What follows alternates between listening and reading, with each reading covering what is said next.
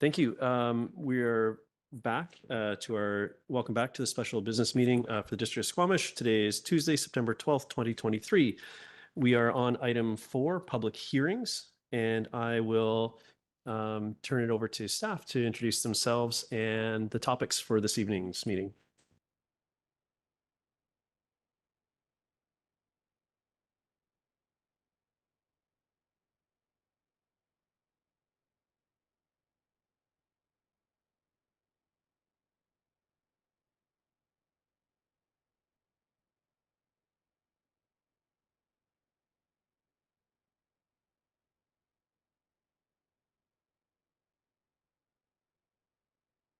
And while you're getting set up there, I'll just mention that we do have Councillor Stoner participating remotely today. So Councillor Stoner, if you could use the raise hand icon to help me keep track of where you are, that'd be great. Thank you.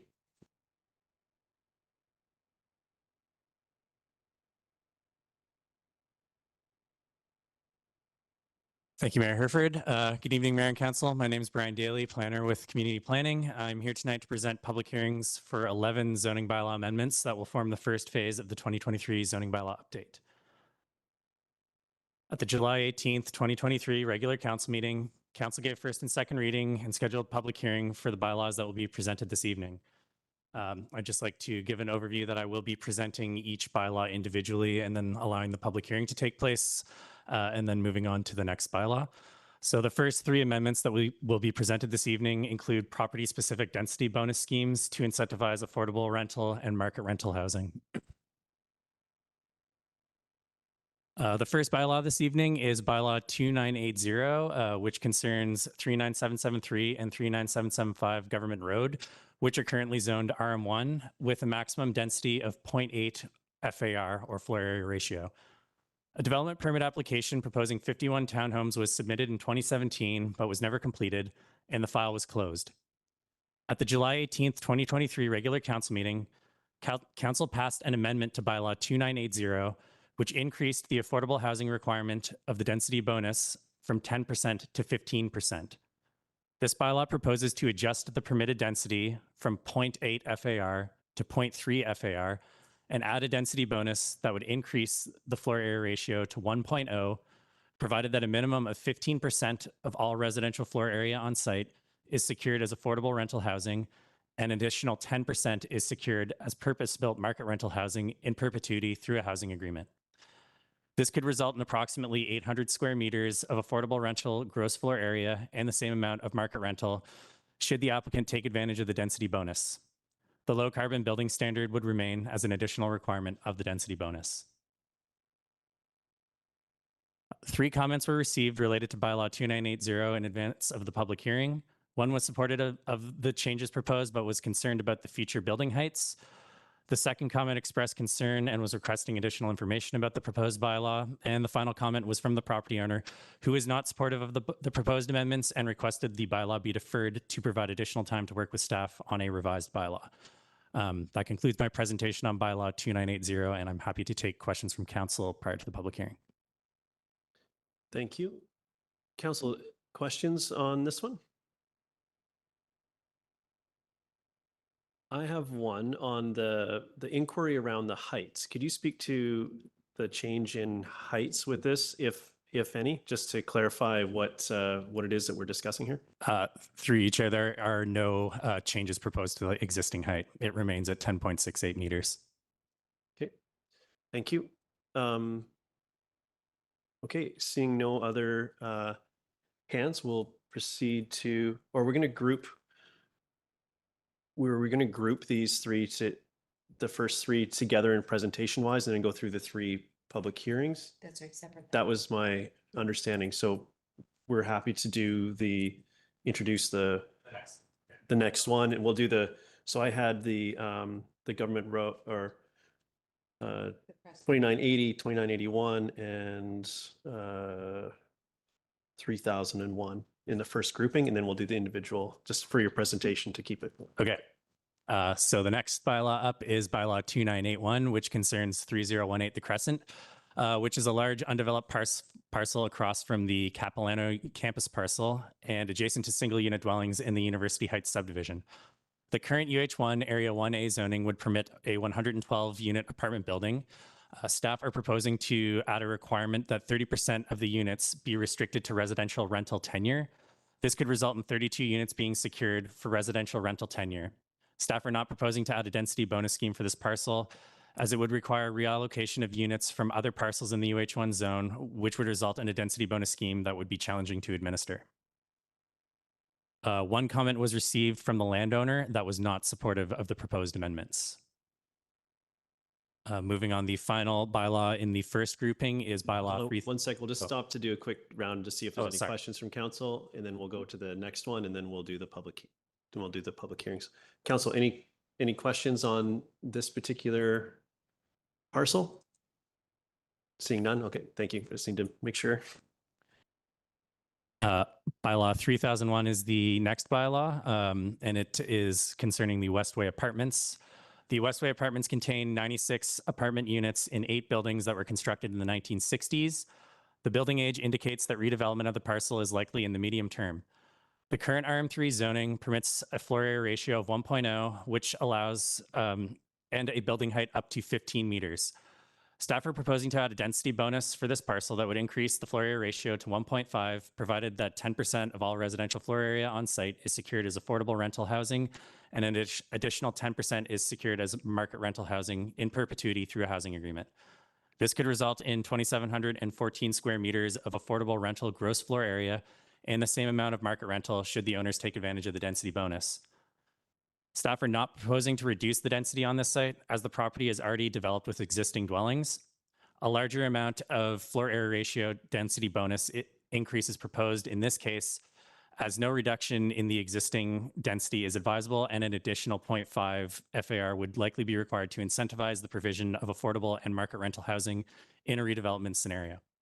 Staff are also proposing to add neighborhood commercial as a permitted use on this site, given that it is adjacent to an existing neighborhood node and could present an opportunity for an additional commercial space in a redevelopment scenario. 2 comments were received prior to the public hearing, and both were supportive of the proposed amendments. I'm happy to take questions on this bylaw now. Thank you. Council, questions on this one before we move to the public hearing portion? Okay, seeing none. Thank you for your presentation. We're going to get really good at this tonight, but we're going to go through the, I have a script I need to read for the public hearing process. This public hearing is being held pursuant to the Local Government Act requirements to allow the public to present and to provide submissions to council respecting the proposed bylaw. We're going to start with District Squamish zoning bylaw number 2200, 2011 amendment bylaw, which pertains to 39773 and 39775 Government Road. This is bylaw number 2980, 2023. Everyone present will be given a reasonable opportunity to be heard or provide a written submission. We want to ensure that no one is discouraged or prevented from making their views known, whether speaking in favor or against the proposed zoning amendment. Please ensure that your remarks are relevant to the matters contained in the proposed bylaw. Please note that the public hearing is not an opportunity for members of the public to have their questions answered by staff or by council. Any questions or points of clarification can be directed to staff by contacting the planning department. Members of council may ask clarifying questions following presentations. Council is here to listen and will not debate the merits of the proposed bylaw with the public or each other during the public hearing. Please note that this public hearing is being recorded and web streamed live, and the recording will be posted on the District of Squamish website. Media are often present at public hearings, and the public should feel free to advise the media if they don't want their picture taken. Up to and as part of the hearing, the public has had the opportunity to make submissions to council. If any submissions were received, they are available for review and comment and have been included as part of staff's report. Any submissions received after the agenda was published have been added to the electronic agenda and to the electronic public hearing package available on the district website. Any submissions made during the hearing can be reviewed during the hearing by viewing the electronic agenda. Submissions will be uploaded by staff as they are received.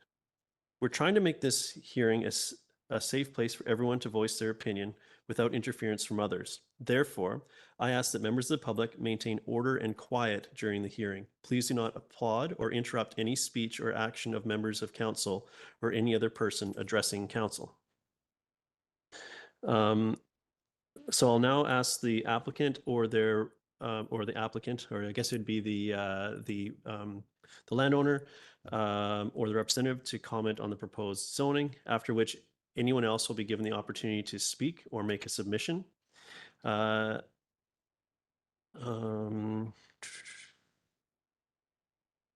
will call any other interested parties to speak, and they simply need to raise your hand if you're in person and wait to be recognized. For all speakers, please approach the podium and start your remarks by clearly stating your name and neighborhood. Please note that speakers will be given up to 5 minutes to address council in order that everyone has opportunity to speak to council. Details to participate via telephone or WebEx are displayed on the screen for those who have logged in from your computer or are watching the live streaming of the meeting. Instructions are also included on the district's website. To get on the speakers list, if you're on the telephone, please raise your hand by dialing *3 or via WebEx on computer or cell phone app by opening the participant panel and clicking on the hand icon. Please note that there will be a moderator who will communicate with speakers. When it's your turn to speak, you will receive a voice prompt via telephone or a dialog box via WebEx. Please remember to put your hand down after you have finished speaking, which is again *3 on the telephone or by clicking on the hand icon via WebEx. If you've already spoken, then wish to speak again to provide more or new comments, please raise your hand again or add your name to the speakers list. Once I have indicated that speakers will be offered additional speaking opportunities. Okay, so with that said, I don't have anyone on the list for this bylaw that I have here, but I'm happy to, yes, go ahead, sir. Yeah, approach the podium and again, start by stating your name and neighborhood, and then you have 5 minutes to address council. Oh, 1 second. We'll just get there we go. Okay, The light. sorry, go, take it away, sir. I'm Gary McKay and I represent the owner, and I live in North Vancouver. And would first like to express our shared acknowledgement of the region-wide housing crisis and the shortage of housing choices in the district of Squamish. A serious concern. We're committed to working with staff, council, and the community on solutions to build more housing in Squamish with a particular focus on rental housing.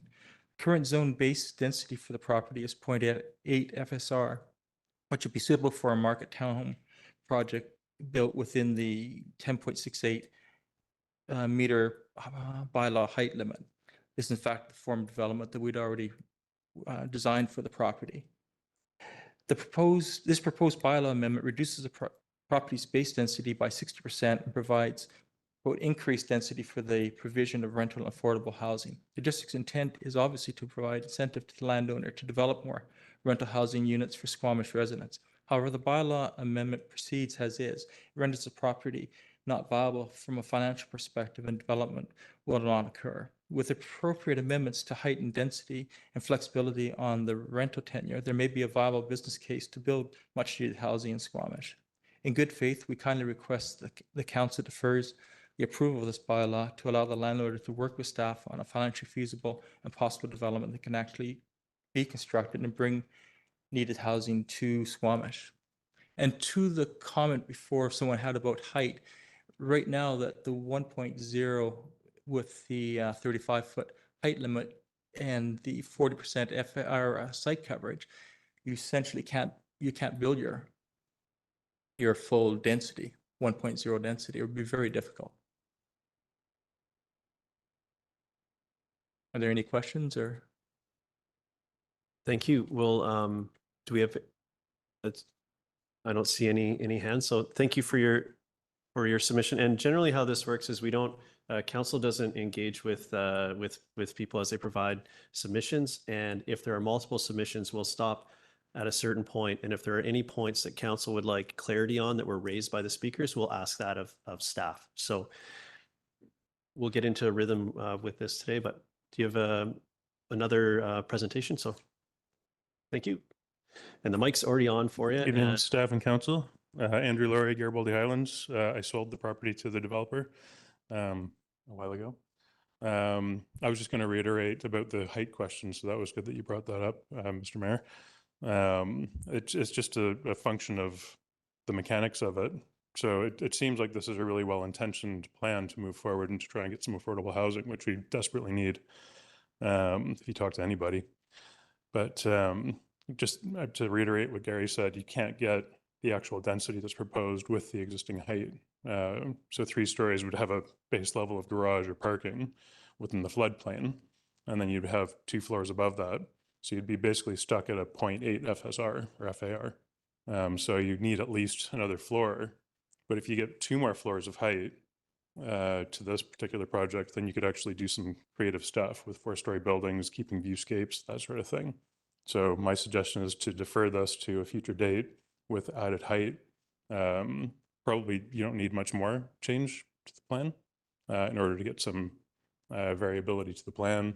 And that way you can get some nice viewscapes through for the neighbors, and you can actually like plan a nice dense neighborhood that probably would be viable.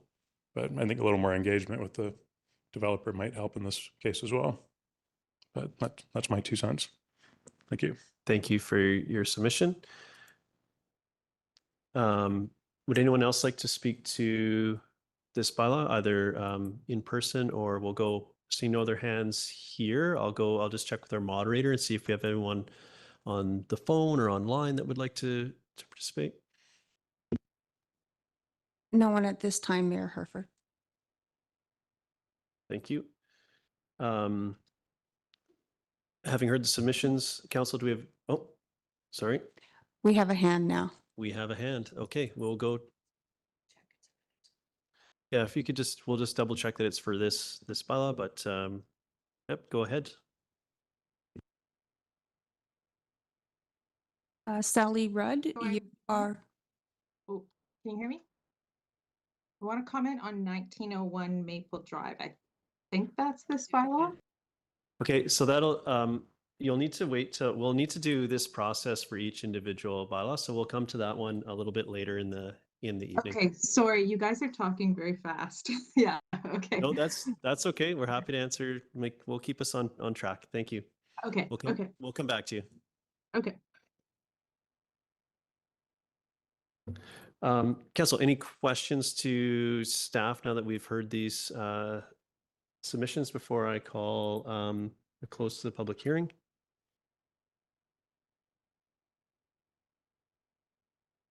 Seeing none. Okay, I have a shorter piece to read at the end of these, but then. So if there are no further speakers, and council has no further questions to staff, now that I've heard from everyone on the speakers list, it is a requirement that I ask 3 times if there's anyone else who wishes to speak before we can close this public hearing. For the first time, is there anyone else who wants to speak or make a submission? For the second time, is there anyone else who wants to speak or make a submission? And for a third and final time, is there anyone else who wants to speak or make a submission? Please note, council members are not permitted to receive any further submissions or hear either proponent or opponent to an application once the public hearing has been concluded. This means we can't speak to you out in the community or receive emails or phone calls on any of the bylaws until a decision on the bylaws has been made. Any and all communication from this point must be channeled to staff. As there's no further speakers, I declare this hearing closed. Thank you very much for your submissions. And we're going to move on now to District of Squamish zoning bylaw number 2200-2011 amendment bylaw. This is for 3018 The Crescent. Bylaw number 2981-2023. We received a presentation on this earlier. I'm not going to go through the full spiel on how to participate, but I have no one on the speakers list for this, but if there's anyone in the audience that would like to speak to this particular bylaw, please raise your hand and I'll call you to the podium when appropriate. None on this one. I'll ask our moderator if we have anyone online.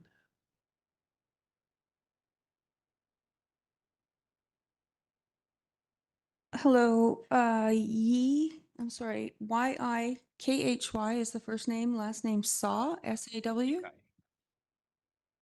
Yeah, Hi, yeah, it's Ikai. Sorry about that. So yeah, dear Mayor and Council, my name is Yikai Saw, and I'm representing Croydon Holdings, the owner and developer of the lands in question. Purpose I'm speaking here today is to express our strong opposition to the proposed zoning amendment of the lands in question. Before I go on, can everyone hear me? Yes, we can hear you just fine. Thank you. Awesome, great. So first of all, similar to the speakers before, I would like to acknowledge that Squamish has a dire need to deliver all types of housing based on the March 2023 Squamish Housing Needs Report that was presented to Council on April 11th, 2023. It is also our understanding that the intent of this recommendation for the zoning amendment is to expedite rental and all other forms of housing in Squamish. However, the proposed amendment instead puts the delivery of any housing units in jeopardy, as it will prevent any housing to be delivered on this parcel, which instead defeats the purpose or defeats the district's initiative.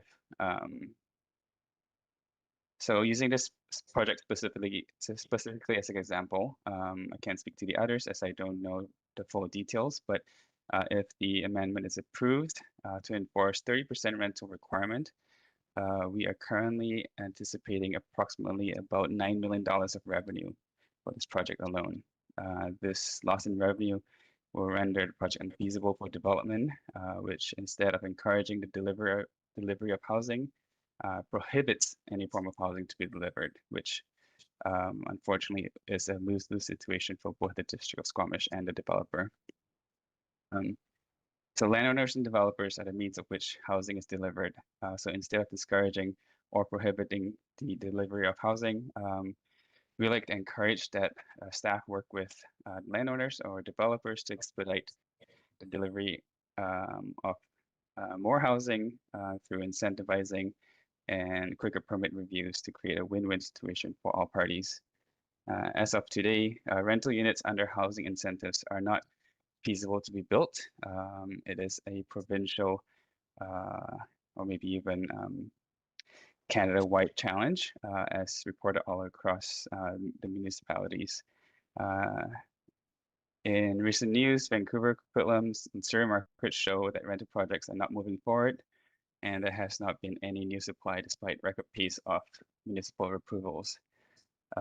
Many other cities like Burnaby are revisiting their rental use zoning policy to review and to increase density bonuses to offset the higher construction cost. And also many municipalities have also undergone various types of initiatives to incentivize delivery of rental and affordable housing, some with more success than others.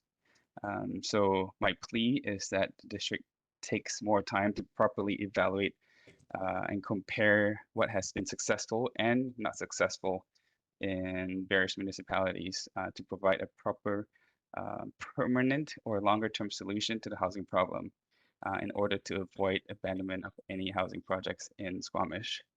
And finally, as a side note, I believe we are the only parcel being singled out for this 30% rental requirement, while some other sites are being proposed to receive some sort of density bonus. So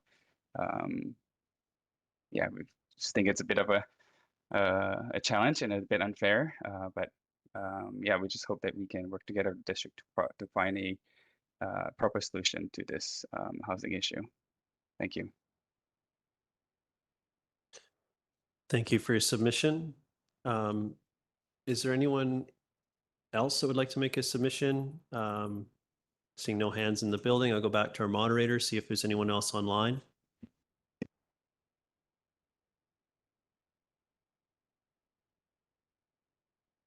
Okay. If there are no further speakers, I would ask if council, if there's any further information that the planning department might provide in response to any comments or questions raised. Seeing none. Now that I've heard from everyone on the speakers list, it is a requirement that I ask 3 times if there is anyone else who wishes to speak before we can close the public hearing. For the first time, is there anyone else who wants to speak or make a submission? For a second time, is there anyone else who wants to speak or make a submission?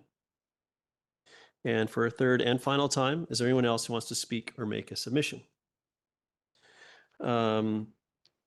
No further, please note that council members are not permitted to receive any further submissions or hear either a proponent or opponent to the application once the public hearing has been concluded. This means we can't speak to you in the community or receive emails or phone calls on any of these bylaws until a decision on the bylaws has been made. Any and all communication from this point must be channeled to staff. As there's no further speakers, I declare the hearing closed. Thank you very much for your submission. Moving on now to our third piece for this session, the District of Squamish zoning bylaw number 2200-2011 amendment bylaw. This is for 38171 to 38185 Westway Avenue, bylaw number 3001-2023. And is there anyone that would like to make a submission? Actually, we have, sorry, Jerry, you'll need to refresh me on your last name, Hannah. Lojaco, there we go. Thank you. Please approach the podium. You have 5 minutes to address council. Okay, so thank you for the hearing. I am not opposed to the increase of the density because I think we need it, and the way it may be redevelop the site and maybe actually be more attractive and bring some other amenities to the neighborhood. However, as a resident who lives on Westway, directly opposite almost, the traffic is my concern because Westway is also known as Raceway Avenue. People speed there. I'm not kidding when I say some people are doing 80 to 100K. It's ridiculous. So it's my request of council and district planners that if the site is to be redeveloped, that the developer make a community amenity contribution by contributing funds to pay for speed bumps on Westway and some kind of possibly redesign of the road. There's a bend there. We don't have a development in front of us. So my concern is the increase in traffic and the challenge or the increased challenge that it'll be for the neighbors on Westway to enter and exit their driveways. And the CAC, if it's cash and it can be applied to speed bumps or some other mechanism to control the traffic, that would be appreciated. Thank you. Thank you very much. Is there anyone else that would like to make a submission? Yep, go ahead. Please approach the podium and start by stating your name and your neighborhood, and you'll have 5 minutes to address council. My name is Marina McMaster. I live on Westway Avenue, across from my neighbor there. My concern also is Westway Avenue. Between Crumpet Woods, Raven Woods, we don't have a second exit or entrance into Valley Cliff. And the traffic is outrageous, including the traffic that comes out from the Westway apartments presently, that they don't stop at the stop sign, 2 doors up from my house. We've been in almost numerous accidents. My other concern is if this higher density goes in, will we be guaranteed that they will have parking? We are not allowed to park on Westway Avenue on the one side of the street due to the bike lane that I may add is hardly ever used because you have the one on Hemlock. We have ditches on the other side. So if you put commercial in there, where's the parking going to be? Where is that going to happen? And I don't know what 15 meters is. So I worry a little bit that that's going higher, which I'm fine with. But again, parking, Westway Avenue are my big concerns. Because I already have problems coming out of my driveway and the traffic does race up and down there all night long. Thank you very much for listening to my concerns. Thank you for your submission. Is there anyone else that would like to speak to it? Yeah, please approach the podium and start by stating your name and your neighborhood. Hold on, we got to wait till you're at the mic so we get it all. It's okay. We don't want to. And I live right next door to those apartments. And I'm telling you, without a word of a lie, when I come out of my driveway or go into it, they come around there and they're always looking up West Way, never mind what's down. And I have been almost slammed, you know. And then also, not only that, is people that live there or visiting or whatever, they park in front of my place. And there's been major times where I can't even get in my driveway because they blocked me in. And plus I had 2 cones and I had a bylaw officer come and take them and said they were illegal. Now, somebody should drive up Diamond Head and see how many traffic cones are there so people can get in their yards. And what are they doing about the paving issue? Like, there's nothing. And we're the main thing. What's with Crumpet Woods? They said secondary access. Where is it? So that's our concern. Thank you. Thank you very much for your submission. I'm going to go. Is there anyone else in the audience that would like to speak to this bylaw before we check with the folks online or on the telephone? Okay. 1 second. We'll go through and I'll give you a chance after us. Make sure we hear from everyone that hasn't had an opportunity yet. No speakers online. Is there anyone that would like to make an additional submission if there's no new speakers? Yeah, but yeah, same process. Please, if you'd reintroduce yourself. Marina McMaster again, apologize. I'm not good at this. My other concern is, will you be dealing with culverts? We have a major problem, whether it's the snow or the rain. The water from the Westway apartments runs onto Westway straight down, as well as the water down Westway, straight into my ditch. I have had to phone the municipality a number of times when we have snow because the plows block it. So my concern is also, will the developer be dealing with putting in proper culverts to take some of the stress off what is existing now? Thank Okay. you. Thank you. Are there any further speakers that would like to make a submission or an additional submission if for any of those that have spoken already? Seeing none, I'll go to council. Council, is there any further information the planning department might provide in response to any comments or questions raised by members of the public? Start with Councillor Pettingill. Yeah, just want to clarify with staff a few things. Just this rezoning is a district led, so if I'm understanding correctly, then there wouldn't be an opportunity to negotiate CACs. That might happen if the proponent decided they wanted their own different rezoning, and then we would consider CACs, or that's when the negotiations would happen. But with this as proposed, since we're doing it, there wouldn't be CAC negotiations. Is that correct?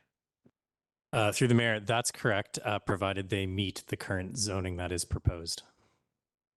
Okay, thank you. And the other question, I'm just wondering if you can refresh me on how parking for the site would be determined.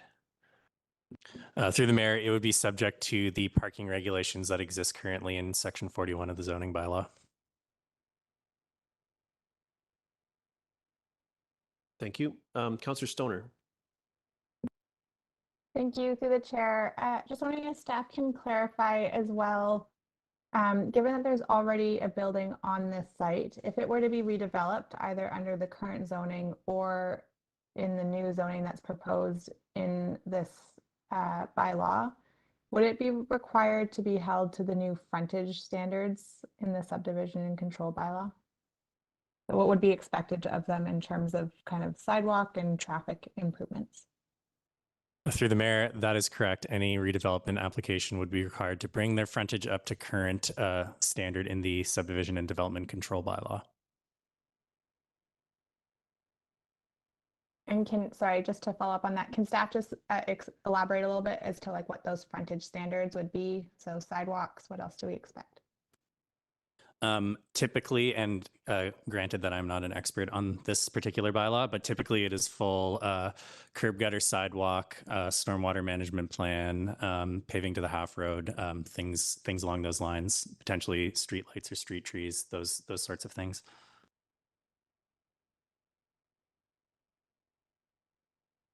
Thank you. Oh, do we have an online participant? I'll just actually, sorry, I had Councillor French on my list, and then we'll go to the online submission.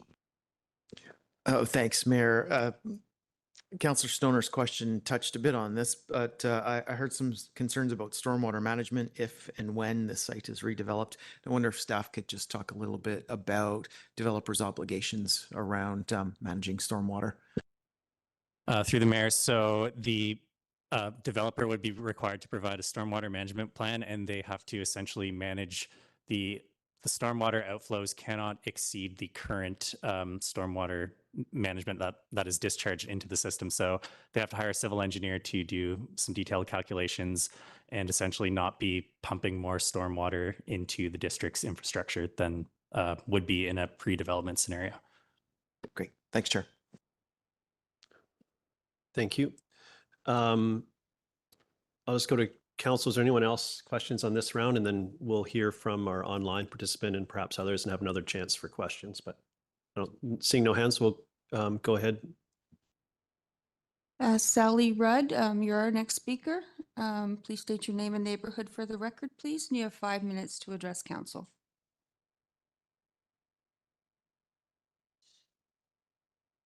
Yes. Hello, Sally Rudd. I live in Valley Cliff.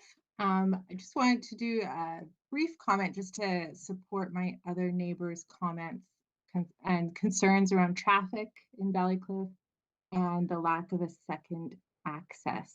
So yeah, I think any increases in density in Valley Cliff should be accompanied by traffic management and a second access. Thank you. Thank you for your submission. Is there, do we have anyone else, Ms. Murray? No one online. We'll go back to council. Another round of questions available. Seeing no hands, I'll start. Now that I've heard from everyone on the speakers list, it is a requirement that I ask 3 times if there is anyone else who wishes to speak before we can close this public hearing. So for the first time, is there anyone else who wishes to speak or make a submission?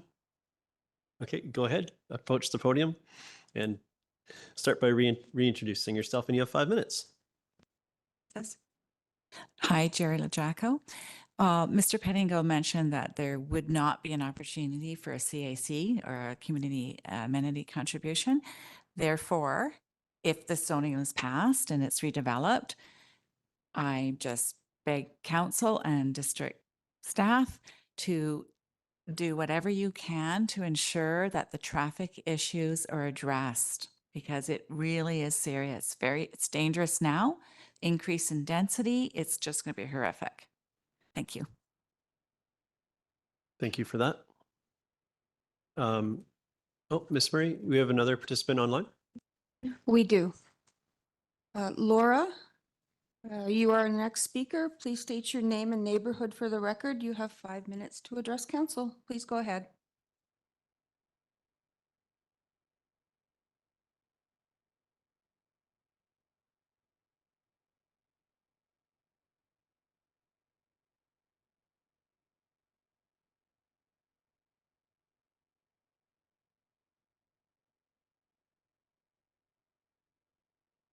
Hi, Laura, are you there?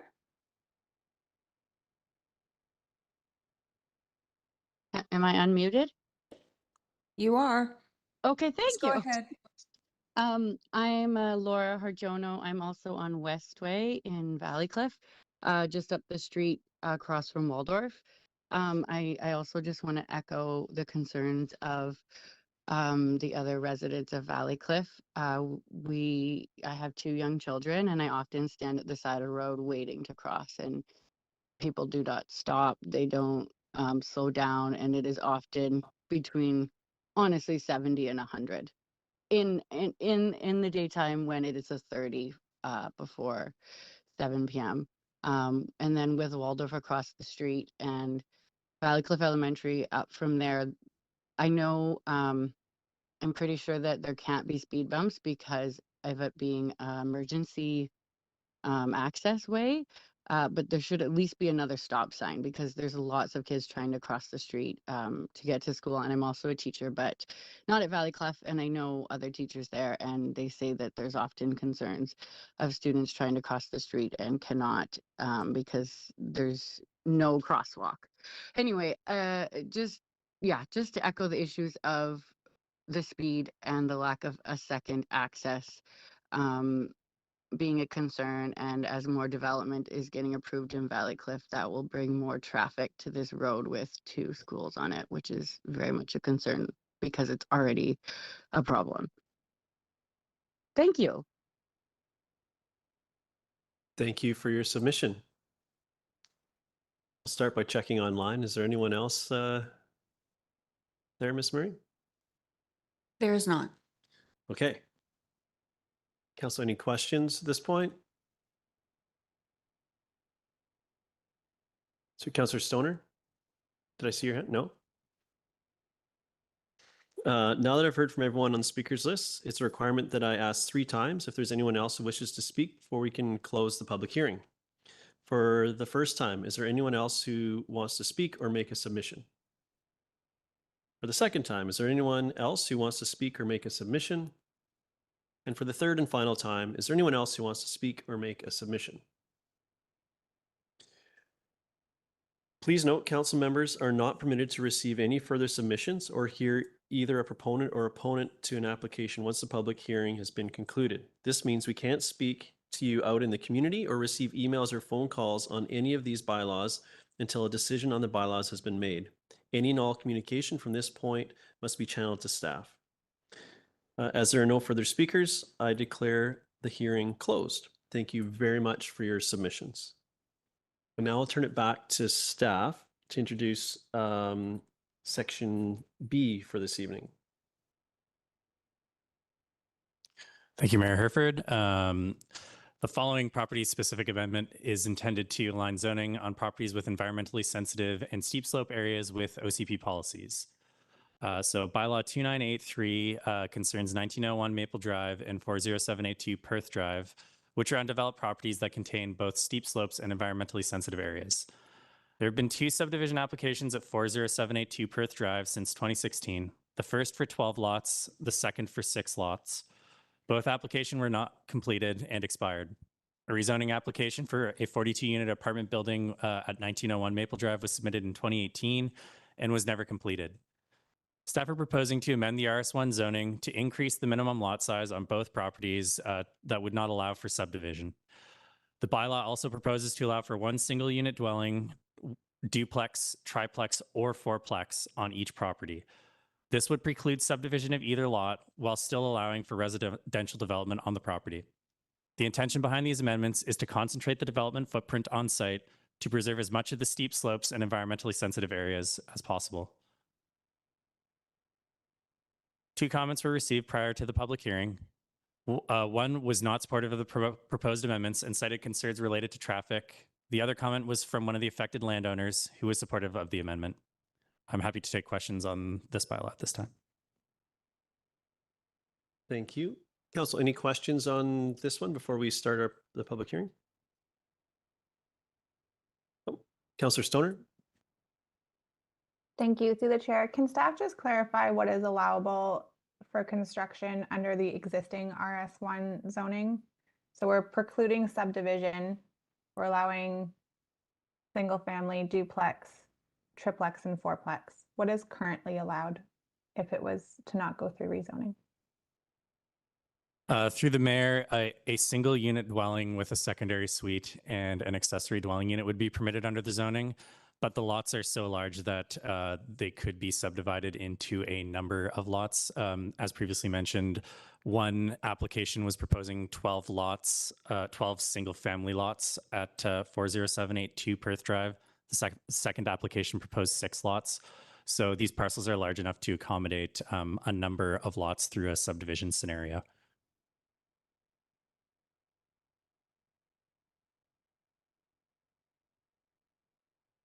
Yeah, go ahead with a follow-up there, Councillor Stoner. Thanks. Do we have any sense if they were to be subdivided, given that there's so many steep slopes and environmental sensitive areas on these properties, would those subdivided parcels actually be buildable? Through the mayor, they would, in previous applications, they have provided engineered solutions that demonstrated that the lots would be buildable. It would require a lot of blasting and retaining, which obviously wouldn't be consistent with the policies in the OCP to preserve environmentally sensitive areas and avoid development of these types of steep slopes or properties of this nature. Thank you. I've got Councillor Hamilton next. Thanks very much. Would a development on this property require a steep slopes DPA to be developed before they could propose something to be built here? Through the mayor, we do not currently have a steep slopes development permit area. A geotechnical assessment would need to be provided to determine that the site was safe for the intended use and provide any recommendations for how to build on the site. Also, both sites would require a development permit for the protection of the environment, which would establish the riparian setbacks on the property and any other environmentally sensitive features on the site that should be preserved and avoided in redevelopment. Council, any further questions before I open the public hearing? Okay. So for those of you that have been here since the start, I have to go through the full length of my intro again to make sure everyone knows how to participate. So please bear with me. This public hearing is being held pursuant to Local Government Act requirements to allow the public to present and to provide submissions to council respecting the proposed bylaw. We're on, in particular, this is a District of Squamish zoning bylaw number 2200-2011 amendment bylaw for 1901 Maple Drive and 40782 Perth Drive. This is bylaw number 2983-2023. Everyone present will be given a reasonable opportunity to be heard or provide a written submission. We want to ensure that no one is discouraged or prevented from making their views known, whether speaking in favor or against proposed zoning amendment. Please ensure that your remarks are relevant to the matters contained in the proposed bylaw. Please note that the public hearing is not an opportunity for the members of the public to have their questions answered by staff or by council. Any questions or points of clarification can be directed to staff by contacting the planning department. Members of council may ask clarifying questions following the presentations. Council is here to listen and will not debate the merits of the proposed bylaw with the public or each other during the public hearing. Please note that this public hearing is being recorded and web streamed live, and the recording will be posted on the district website. Media are often present at public hearings, and the public should feel free to advise the media if they don't want their picture taken. Up to and as part of this hearing, the public has had the opportunity to make submissions to council. If any submissions were received, they're available for review and comment and have been included as part of staff's report. Any submissions received after the agenda was published have been added to the electronic agenda and to the electronic public hearing package available on the district website. Any submissions made during the hearing can be reviewed during the hearing by viewing the electronic agenda. Submissions will be uploaded by staff as they are received. We're trying to make this hearing a safe space for everyone to voice their opinion without interference from others. Therefore, I ask that members of the public maintain order and quiet during the hearing. Please do not applaud or interrupt any speech or action of members of council or any other person addressing council. I'll now ask the landowners or their representative to comment on the proposed zoning, after which anyone else will be given the opportunity to speak or make a submission. I don't have anyone on my list, but I'll call for any interested parties to speak, and then you can simply need to raise your hand and wait to be recognized. For all speakers, please approach the podium and start your remarks by clearly stating your name and neighborhood. Please note that speakers will be given up to 5 minutes to address council in order that everyone has an opportunity to speak to council. Details to participate via telephone or WebEx are displayed on the screen for those of you that have logged in from your computer or are watching the live stream of the meeting. Instructions are also included on the district website. To get on the speakers list, if you're on the telephone, please raise your hand by dialing *3 or via WebEx on the computer or cell phone app by opening the participant panel and by clicking on the hand icon. Please note, there will be a moderator who will communicate with speakers. When it is your turn to speak, you will receive a voice prompt via telephone or a dialog box via WebEx. Please remember to put your hand down after you've finished speaking, which again is *3 on the telephone or clicking on the hand icon via WebEx. If you've already spoken and then wish to speak again to provide more or new comments, please raise your hand again or add your name to the speakers list. Once I have indicated that speakers will be offered an additional speaking opportunity, you'll be called upon. So with that, is there anyone that would like to speak to the proposed bylaw? I believe we had someone online earlier, so maybe we'll start there this time, seeing as there's no one in council chambers for this. Do we still have that speaker, Ms. Murray? Okay. Sally Rudd, you are our next speaker. Please state your name and neighborhood for the record, and you have 5 minutes to address council. Thank you. Yes, my name is Sally Rudd with Valley Cliff, and I'm a neighbor here to 1901. So I live at 1883 Maple Drive. Can I ask a question too? Is that okay? If you could just include the question in your statement, and Okay. council may pick up on that and ask that of staff after. I know it's a Sure. just a So procedural thing. Thank you. I think I understand, because 1901 is less than 2 hectares, that this change will mean that 1901 can only have 1 2-unit triplex or fourplex on that property. So if that's the correct understanding, then I would say I support this rezoning. And again, I agree that with the premise here that it is environmentally sensitive area. So we see spawning salmon regularly through that stream that cuts through. And there's a whole bog in the lower area of the 1901 that supports that stream through the groundwater connection. So yeah, anyways, I guess my comment here is to just verify that that it is environmentally sensitive, and that I think this is a more appropriate level of density than, of course, what was proposed in the development proposal that came through in 2018. Yeah, okay, I think that's my comment. Thank you. Thank you for your submission. Not seeing any other hands here, I'll ask the question. Could you please, if staff could just confirm the redevelopment or the subdivision restrictions included in this bylaw? Yes, through you, Mayor. It would preclude if this zoning bylaw were to be adopted, it would preclude subdivision on either of these properties, and it would allow for 1 single unit dwelling, duplex, triplex, or fourplex, but that's 1 building. Thank you for that. Ms. Murray, do we have anyone else online? I'm not seeing anyone. We do? Oh, okay, I'll pass it over to you.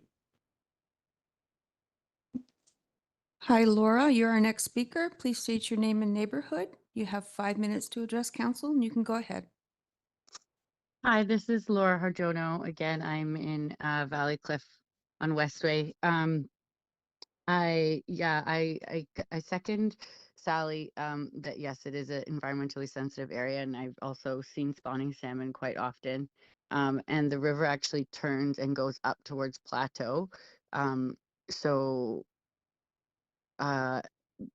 Yeah, all I really want to say is that if the amendment is for it to be 1 unit, which yes, it has now been confirmed, then yeah, I support that, and now I have made that more clear. Yeah, sorry, I really didn't fully understand everything till I was here, so I mostly just didn't want to see development there, but if it's just 1 dwelling, that's much better than previously proposed. Okay, thank you. Thank you for your submission. And we're all learning here as we go. So Ms. Murray. Laura, could you state and spell your last name for us, please?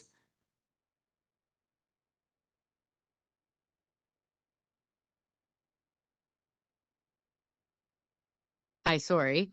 My last name, Hardjono. Thank you. Okay, thanks. Okay, thank you again for your submission. Do we have anyone else online while we're there? Anyone in the audience would like to speak to this bylaw? I'll go back to council. Council, any other information that planning could provide for us at this point? Okay. Now that I've heard from everyone on the speakers list, it's a requirement that I ask 3 times if there's anyone else who wishes to speak before we can close the public hearing. For the first time, is there anyone else who wants to speak or make a submission? For a second time, is there anyone else who wants to speak or make a submission? And for a third and final time, is there anyone else who wants to speak or make a submission? Please note that council members are not permitted to receive any further submissions or hear either a proponent or opponent to the application once the public hearing has been concluded. This means we can't speak to you out in the community or receive emails or phone calls on any of these bylaws until a decision on the bylaws has been made. Any and all communication from this point must be channeled to staff. As there are no further speakers, I declare the hearing closed. Thank you very much for everyone's submissions this evening. I'll turn it back to staff to introduce section C of tonight's events. Thank you, Mayor. Section C concerns a number of property-specific amendments. So the first up is Bylaw 2976, which contains amendments to the Assembly District P2 zone to allow neighborhood commercial as an accessory use and to amend the definition of public service to include services provided by the provincial or federal government and includes affordable housing provided by a government agency or nonprofit. The intent of the P2 zone is to provide essential public services and accommodate government, administrative, recreational, cultural, and other related facilities which serve the entire district. Given that the majority of these uses permitted in the P2 zone are institutional, and most properties with P2 zoning are owned by the district or province, staff consider adding neighborhood commercial as an accessory use complementary to the existing uses, and that could improve the public's experience when accessing these institutional services. The other amendment related to public service, which is currently defined as a use providing for district-led services, is a use that is permitted in all zones and is subject to section 4.48, which includes relaxation for such buildings from siting and other requirements of an applicable zone. These regulations were added as part of the phase 3 of the 2020 zoning bylaw update, and their intention was to facilitate faster delivery of public facilities. An example would be the temporary Tantalus Fire Hall. Had these regulations not been in place, this would have required a rezoning application or a temporary use permit to permit the temporary use of this property as a temporary fire hall. Expanding the definition of public service use to include services provided by the provincial or federal government and including affordable housing provided by a government agency or nonprofit is intended to allow for the same flexibility for the services that these levels of government may provide. One comment was received from the Squamish Community Housing Society that was supportive of these proposed amendments. I'm happy to take questions from council at this time. Council, questions on this one before we move on? Okay, seeing none, carry on. The next amendment is Bylaw 2977, which considers the Brackendale Art Gallery property. The Brackendale Art Gallery building was constructed across the shared property lines between 41864 and 41894 Government Road. However, the parcels do not have the same zoning. Bylaw 2977 proposes to rezone 41894 Government Road from RS2 to local commercial, which is currently in place in the adjacent parcel. The amendment also proposes to include artisan as a permitted use in the C1 zone to allow for a wider array of artisan uses supported by the property owner. Staff considered this use appropriate for the C1 zoning. One comment was received that was supportive of the proposed amendments. I'm happy to take any questions on this bylaw now. Thank you. Council, on this bylaw? Okay, continue. The next bylaw is Bylaw 2978, which concerns Unit B at 1005 Industrial Way. The Sea to Sky location of the BC SPCA is located at Unit B, 1005 Industrial Way. The organization has been operating at this location under a temporary use permit since 2017, as the I-11 zoning does not permit uses related to pets apart from pet grooming. The temporary use permit was renewed in 2020 for 3 years and expires this year. Staff have consulted with the BC SPCA and agree that the most suitable uses currently defined in the zoning bylaw for their operation would fall under kennel and pet daycare. Bylaw 2978 proposes to spot zone these uses at Unit B, 1005 Industrial Way, so the BC SPCA can continue their operations at this location. The amendment also proposes to add language around cats to the definition of kennel, as it currently only speaks to the overnight boarding or breeding of 4 or more dogs. 3 comments were received regarding these proposed amendments, one from the BC SPCA that was in support of the amendments, and 2 other comments from neighboring property owners that were not supportive of the proposed amendments. I'm happy to take questions on this bylaw now. Thank you. Council, questions on this one? Go ahead, Councillor Pettingill. Yeah, just in some of the correspondence, there seem to be some questions or concerns around parking and those sorts of things. And I want to confirm that were we to approve this bylaw, it doesn't speak to any change in parking requirements. And so those sorts of distribution of parking between tenants and so on, that would be up to the landlord still, and we wouldn't be impacting that in any way with the rezoning? Through the mayor, that's correct. It would be up to the strata to sort out the parking situation. Thank you. Councillor Hamilton. Thanks very much. Another thing that was mentioned in some of the correspondence was concern for the animals, being in a zone where the neighboring properties perhaps make noise because it's an industrially zoned neighborhood. Did the SPCA express any concern about the noise that's created by the neighboring properties in their communication? Through the mayor, they did not express any concern related to that.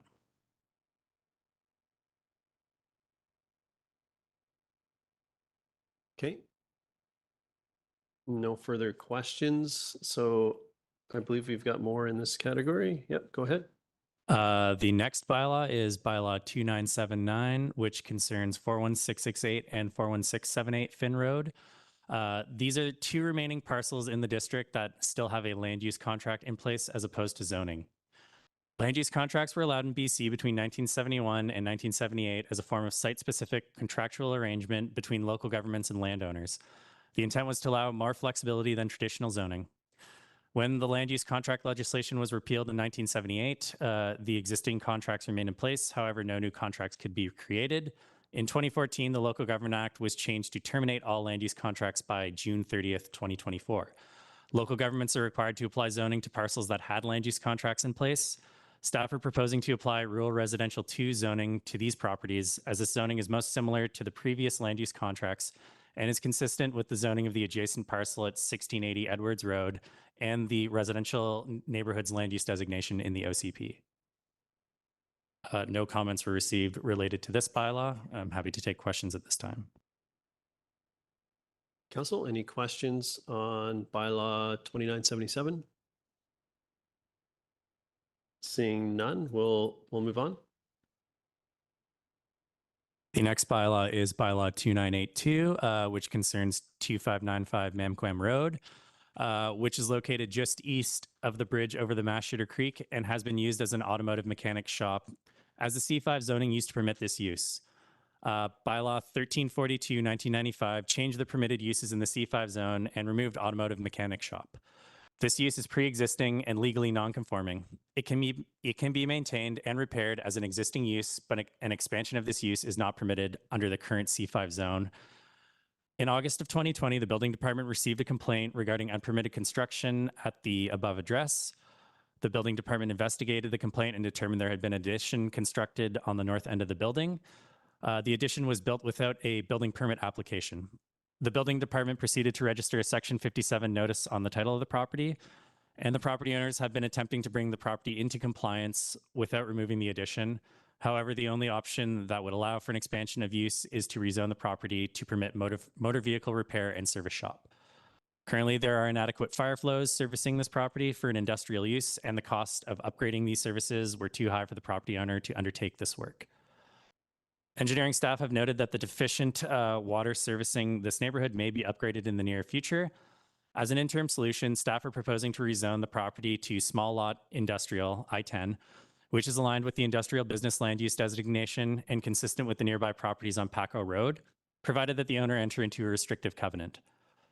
The covenant would note that there are inadequate fire flows and would prohibit the construction of any additional buildings or structures beyond what currently exists until sufficient fire flows are available.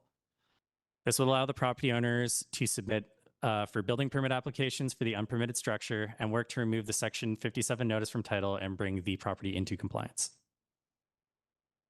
No comments were received related to this amendment. I'm happy to take questions at this time. Council, questions on this bylaw? Seeing none. Back to you, Mr. Daly. Next up is Bylaw 2999, which concerns 1701 Centennial Way, which was rezoned to CD90 in 2020 to allow for mixed-use development that allows for a range of employment space, diversity of residential units, various amenities, and public open space. One of the proposed amenities is a public pavilion located adjacent to the dike. Staff have been in discussions with the developer to subdivide the public pavilion and dike area and transfer it to the district. Bylaw 2999 proposes to include a density bonus to increase the allowable floor area ratio should this area be subdivided and transferred to the district. This increase in floor area ratio is required as the parcel size will decrease following the subdivision. And since floor area ratio is based on lot area, a smaller parcel would not allow for the size of the development that was originally contemplated at the rezoning stage. No comments were received related to this amendment. I'm happy to take questions. Council, questions on this one? Seeing none, we can move on. The final amendment this evening is Bylaw 3002, which proposes to amend the UC1 zoning to add conditions of use associated with short-term rental accommodation and tourist accommodation. The conditions of use are intended to clarify that these uses are only permitted to occur from May 2nd and August 31st of each year. Two of the student residence buildings at the at the current Capilano University campus have housing agreements registered on title that restrict their use. Excuse me, one second. I see a hand from council. I'll go to Councillor Hamilton. Sorry, at this point, I'm going to declare a conflict on this zoning as an employee of Capilano University. So I'll step out. Thank you. We will come and find you when this, thank you. Thank you for that, Mr. Daly. Carry on. Do you want me to start over or just let's start over, make Yeah. sure we got it. Yeah. Thank you. So Bylaw 3002 proposes to amend the UC1 zoning to add conditions of use associated with short-term rental accommodation and tourist accommodation. The conditions of use are intended to clarify that these uses are only permitted to occur from May 2nd and August 31st of each year. Two of the student residence buildings at the current Capilano University campus have housing agreements registered on title that restrict their use as student residence buildings from September 1st to May 1st of each year to ensure that they are rented to students during the typical educational year. This allowed the buildings to be exempt from development cost charges. Staff are proposing to include this restriction as a condition of use in the zoning so that it is clear to the current or future owners of the building that the primary use of these buildings should be for student housing. 3 comments were received related to Bylaw 3002. One comment requested clarification on the proposed amendments. One was not supportive of the proposed amendments to this bylaw. And the final comment highlighted some considerations that a member of the public felt were relevant to this bylaw amendment. With that, I'm happy to take questions on this bylaw. Thank you. Council, any questions on this one? Okay. Should we do this hearing? It's the last week. I think what we'll do is we'll do them in the order that they were presented and they appeared on the agenda, and we'll invite Councillor Hamilton back. And then before we start the public hearing on that bylaw, we'll do the same. We'll repeat the process. So if you don't mind grabbing him, Councillor French, thank you.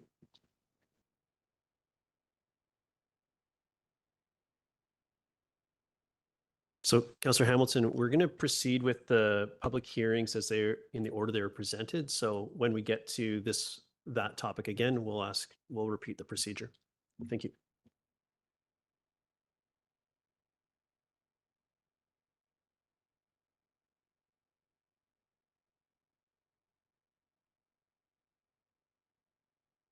Okay. So those of you that have been here the whole time have heard this before, but I have to go through the full spiel again. So here we go. This public hearing is being held pursuant to the Local Government Act requirements to allow the public to present and to provide submissions to council respecting the proposed bylaws. The bylaws that we'll be discussing in this next the next bylaw up will be actually everything grouped on the agenda in section C, and I'll introduce each one as we go. Everyone present will be given a reasonable opportunity to be heard or provide a written submission. We want to ensure that no one is discouraged or prevented from making their views known, whether speaking in favor or against the proposed zoning amendment. Please ensure that your remarks are relevant to the matters contained in the proposed bylaw. Please note that the public hearing is not an opportunity for members of the public to have their questions answered by staff or by council. Any questions or points of clarification can be directed to staff by contacting the planning department. Members of council may ask clarifying questions following the presentation. Council is here to listen and will not debate the merits of the proposed bylaw with the public or with each other during the public hearing. Please note that this public hearing is being recorded and web streamed live, and the recording will be posted to the district website. Media are often present at public hearings, and the public should feel free to advise the media if they don't want their picture taken. Up to and as part of this hearing, the public has had the opportunity to make submissions to council. If any submissions were received, they are available for review and comment and have been included as part of staff's report. Any submissions received after the agenda was published have been added to the electronic agenda and to the electronic public hearing package available on the district website. Any submissions made during the hearing can be reviewed during the hearing by viewing the electronic agenda. Submissions will be uploaded by staff as they are received. We're trying to make this hearing a safe space for everyone to voice their opinion without interference from others. Therefore, I ask that members of the public maintain order and quiet during the hearing. Please do not applaud or interrupt any speech or action of members of council or any other person addressing council. So we are starting this section with zoning bylaw number 2200-2011 amendment bylaw. These are the P2 amendments, and this is bylaw number 2976. I'll now ask the landowners or the representative to comment on the proposed zoning, after which everyone else will be given an opportunity to speak or make their submission. I do not have anyone on the speakers list at this point, but I'll call for any interested parties to speak, and you can simply need to raise your hand and wait to be recognized. For all speakers, please approach the podium and start your remarks by clearly stating your name and neighborhood. Please note that speakers will be given up to 5 minutes to address council in order that everyone has an opportunity to speak to council. Details to participate via telephone or WebEx are displayed on the screen for those of you who have logged in from your computer or are watching the live stream of the meeting.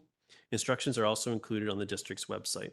To get on the speakers list, if you are on the telephone, please raise your hand by dialing *3 or via WebEx on the computer or cell phone app by opening the participant panel and by clicking on the hand icon. Please note that there will be a moderator who will communicate with speakers. When it's your turn to speak, you'll receive a voice prompt via telephone or a dialog box via WebEx. Please remember to put your hand down after you've finished speaking. Again, that is *3 on the telephone or clicking the hand icon via WebEx. If you've already spoken and wish to speak again to provide more or new comments, please raise your hand again or add your name to the speakers list. Once I have indicated that speakers will be offered an additional speaking opportunity. So with that, again, we're on into section C, which is bylaw 2976, which are the P2 amendments. Is there anyone that wishes to speak to this bylaw? Seeing no one in council chambers, I'll go to our moderator to see if we have anyone online to speak to these amendments. No one online, Mayor Herford. Thank you.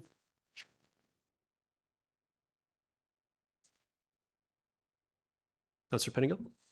Mayor, I'm just seeing some uncertainty in the audience. If I'm just wondering if you could clarify which bylaw we're looking at right now. Yes, thank you for that. This is the first, so we did receive the presentations from staff and there were quite a few of them. Now we're going back through and doing these public hearings individually. So this is the P2 amendments, which were the sort of, sorry, Mr. Daly, can you just give us the Cole's notes on this topic to make sure that we're all know what we're discussing? Yes, these amendments concerned adding neighborhood commercial as an accessory use to the PT zone and amending the definition of public service use. Thank you. Is there anyone who would like to speak to this bylaw? Seeing none, I'll look back to our moderator who's shaking her head. No one, we have no one online. So now that I've heard from everyone on the speakers list, it's a requirement that I ask 3 times if there's anyone that wishes to speak before we can close the public hearing. So for the first time, is there anyone who would like to speak or make a submission? For a second time, is there anyone who would like to speak or make a submission? For a third and final time, is there anyone who wishes to speak or make a submission? Please note, council members are not permitted to receive any further submissions or hear either a proponent or opponent to an application once the public hearing has been concluded. This means we can't speak to you out in the community or receive emails or phone calls on any of these bylaws until a decision on the bylaws has been made. Any and all communication from this point must be channeled to staff. As there are no further speakers, I declare the hearing closed. Thank you for everybody that came out. Now we're moving on to bylaw number 2977, and this relates to the Brackendale Art Gallery. Is there anyone that wishes to make a submission on bylaw 2977 relating to the Brackendale Art Gallery property? Seeing no hands in council chambers, I'll look to our moderator who's shaking her head. We have no one raising their hand online.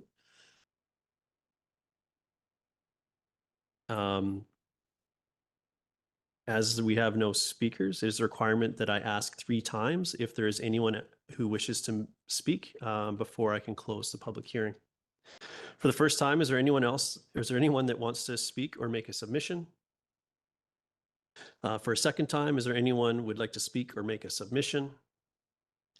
For the third and final time, is there anyone who would like to speak or make a submission? I'm looking to Ms. Murray, our online moderator. No hands. Okay, thank you. There's none in council chambers either. Please note, council members are not permitted to receive any further submissions or hear either a proponent or opponent to an application once the public hearing has been concluded. This means we can't speak to you out in the community or receive emails or phone calls on any of these bylaws until a decision on the bylaws has been made. Any and all communication from this point must be channeled to staff. As there are no further speakers, I declare the hearing closed. Thank you. Next, we're moving on to bylaw 2978. This is relates to Unit B, 1005 Industrial Way, and we're the SPCA spot zoning. Is there anyone that would like to make a submission on this bylaw? I'm going to go, seeing none in council chambers this time, I'll check to our moderator. Nothing online. Anybody in council chambers? No. Council, we've been given a few opportunities on this one, but any questions remaining or come up for you? Nope. Okay. It's a requirement that I ask 3 times. If there's anyone who would like to make a submission before I can close the public hearing. For the first time, is there anyone who would like to speak or make a submission? For a second time, is there anyone who wishes to speak or make a submission? For the third and final time, is there anyone else who wants to speak or make a submission? Please note, council members are not permitted to receive any further submissions or hear either a proponent or opponent to an application once the public hearing has been concluded. This means we can't speak to you out in the community or receive emails or phone calls on any of these bylaws until a decision on these bylaws has been made. Any and all communication from this point must be channeled to staff. As there are no further speakers, I declare the hearing closed. Thank you. Moving on now, we're on to bylaw 2979. And this relates to 41668 and 41678 Finn Road. And maybe I'll ask again, Mr. Daly, just to do the short version of this bylaw to make sure everyone's aware of exactly what we're discussing. This bylaw proposes to apply the RL2 rural residential 2 zoning to these properties, as they currently do not have zoning in place, as they have a land use contract. Thank you. Is there anyone who would like to make a submission on this bylaw? Seeing no hands in council chambers, I will look to the moderator. Nothing online. Thank you. I see no hands from council or in the gallery here. So it's a requirement that I ask 3 times if there's anyone that wishes to speak before we close the public hearing. For the first time, is there anyone else who wants to speak or make a submission? For a second time, is there anyone who wishes to speak or make a submission? For a third and final time, is there anyone who wishes to speak or make a submission?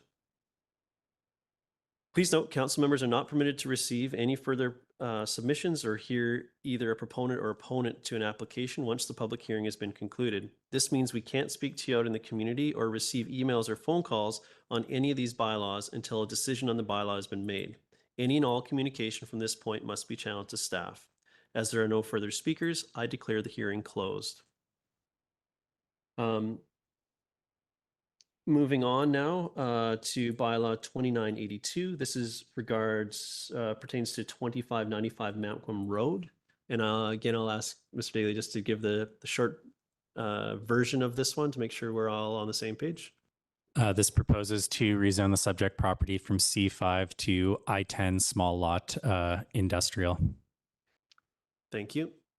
Is there anyone that wishes to make a submission? Seeing no hands in council chambers. Oh, yes, sir. Go ahead. Please start by stating your name and neighborhood, and you have 5 minutes to address council. Mayor and Council, my name is Walter Huber. I live on 2557 Malcolm Road. I own 2 properties there, a strata property and the shop property. I've been there, I'm living there for the last 24 years. And I'm concerned, I came down to the municipal hall to get more inquiries why the rezoning is for industrial. I didn't get a proper answer. And the application, who's making the application for the rezoning, I understand it is the district. So I'm a little bit puzzled about that because the operation of the business has been going on since I'm there for 24 years, and it's been a difficult neighborhood to live in. And I'm both, there's another big lot at the back, which is lot 9, which is also connected to this property here, as the owner of that lot gives permission to have access parking and to do the business on lot 2595 Malcolm. The neighbor gets permission to operate on his partially on his property. So there is an extreme shortage of parking, and the property 2595 is not parking that's there on the property, and the yard is used for storage of containers and campers, big size campers, And as the district knows, there is an addition to put on onto illegally too. So I'm very unsure how that would improve the neighborhood by rezoning. I didn't get any explanation from the planning department why it is done. But as it is now, parking and the behavior of those my neighbors present here, they are it's been very difficult to live there, and garbage truck has to back in from the golf course to pick up the garbage because the camping and the turnaround is all taken up with cars that belong to the Carson automotive people. And the snowplow cannot come in because most of the time there is at the end of the road is plugged up. All the district land is full of parked car, which is supposed to, I think Diamond Head Motors, I looked at it, they have all their parking on their property for their automotive business. Here, there is no parking for staff or, or for customers on the property itself. And the business is conducted basically on the neighbors and on public property. So I have filed complaints when Fred Hinchcliffe was operating his automotive business, and district has, whatever they've done about it, the situation hasn't changed and it's still the same. So as a citizen, I like law and order. Zoning bylaws, actually I like them, rules and regulation, but they only work when they are fairly enforced. Otherwise, the bullies have their way. That's him. Thank you. Thank you for your submission. Is there anyone else that wishes to make a submission in council chambers? Seeing no hands in council chambers, I'll go to our moderator. Oh. Why should be?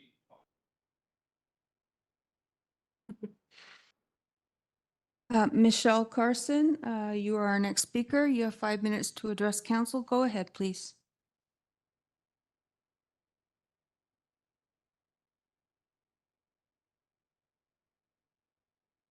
Michelle?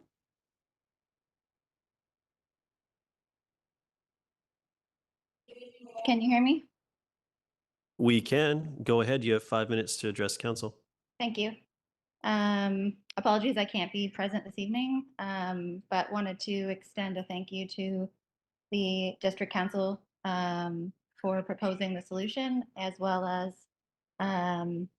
working with us. I just wanted to advise council regarding our discussions with the building department thus far that we have gotten the appropriate documentation prepared in the event that it is a positive outcome from the decision that comes from this meeting.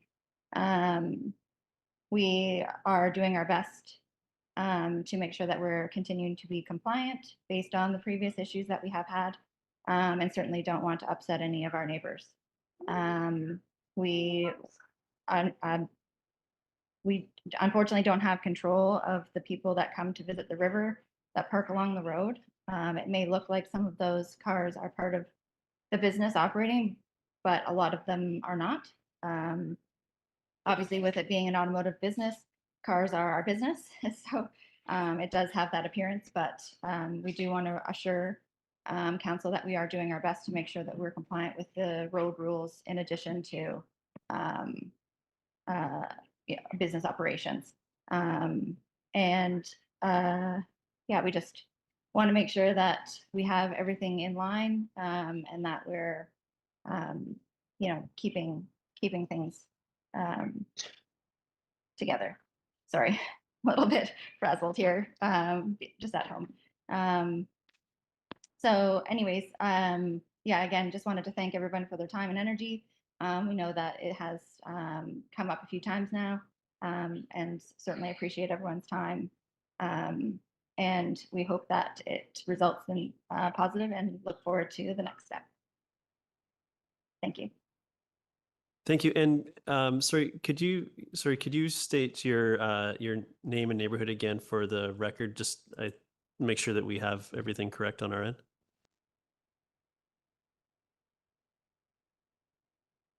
Sorry. Michelle Carson. I am a resident of Valley Cliff, but a co-owner of the property on Mamquam Road. Okay. Thank you very much. Is there anyone else that would like to make a submission in either in council chambers or online? Yep, go ahead, approach the podium and please start by stating your name and neighborhood. You'll have 5 minutes to address council. My name's Peyton Carson. I have the 2595 lot. I think the zoning is a great idea. We got that property a little while ago. It's always been a mechanic shop.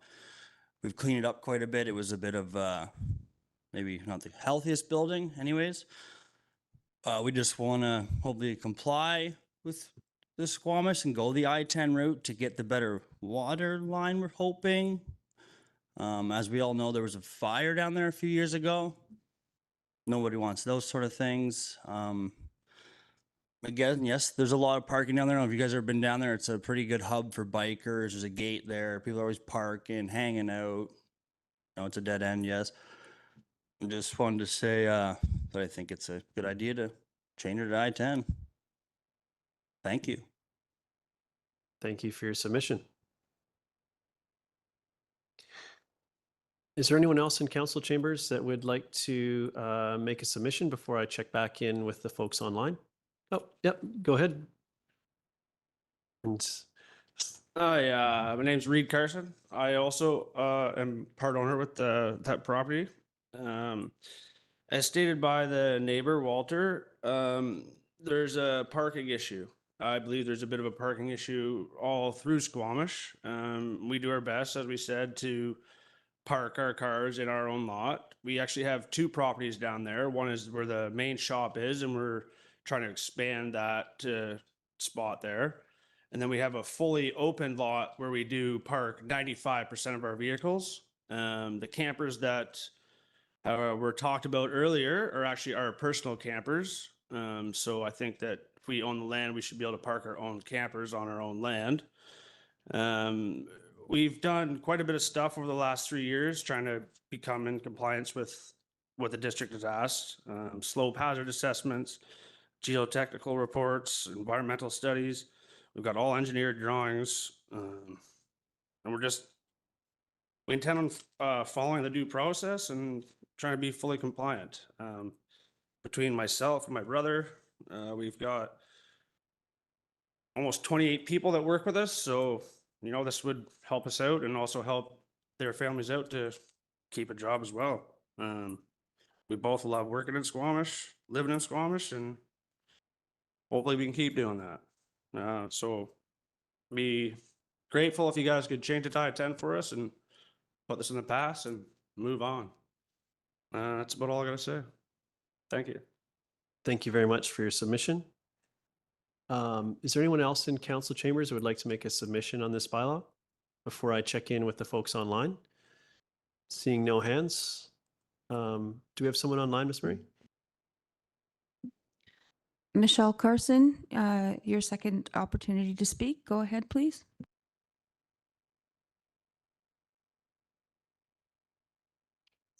Sorry, I was just found my notes. I just wanted to add that the change of zoning would also come into compliance and alignment with the OCP for the district of Squamish. And I think having industrial land is obviously a shortage in all of the province currently. So it definitely would an add into Squamish. In addition, as my husband indicated, provide some additional industrial employment, which I believe is also indicated within the OCP.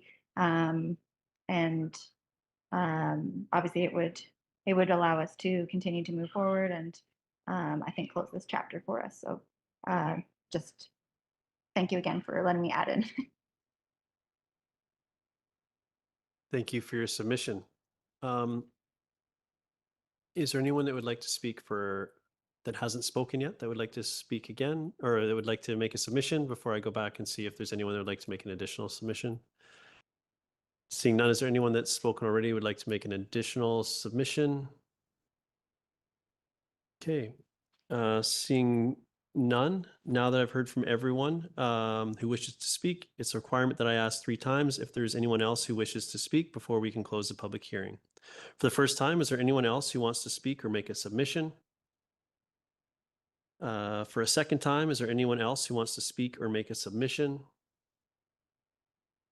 For a third and final time, is there anyone else who wants to speak or make a submission? As there are no further speakers, I declare the hearing closed. Thank you very much for your submission. And as with all public hearings, please note that council members are not permitted to receive any further submissions or hear either proponent or opponent to an application once the public hearing has been concluded. This means we can't speak to you out in the community or receive emails or phone calls on any of these bylaws until a decision on the bylaws has been made. Any and all communication from this point must be channeled to staff. We'll now move on to zoning bylaw, bylaw number 2999 for 1701 Centennial Way. Could you speak to this one briefly, Mr. Daly?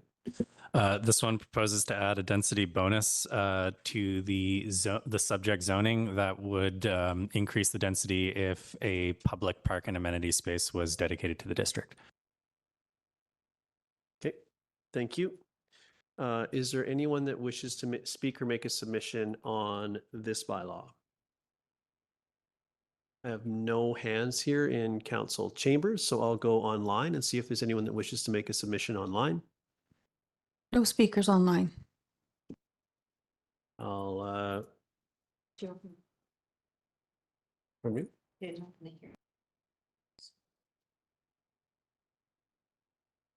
I did it the same way I did all the other ones. I don't read the thing each time.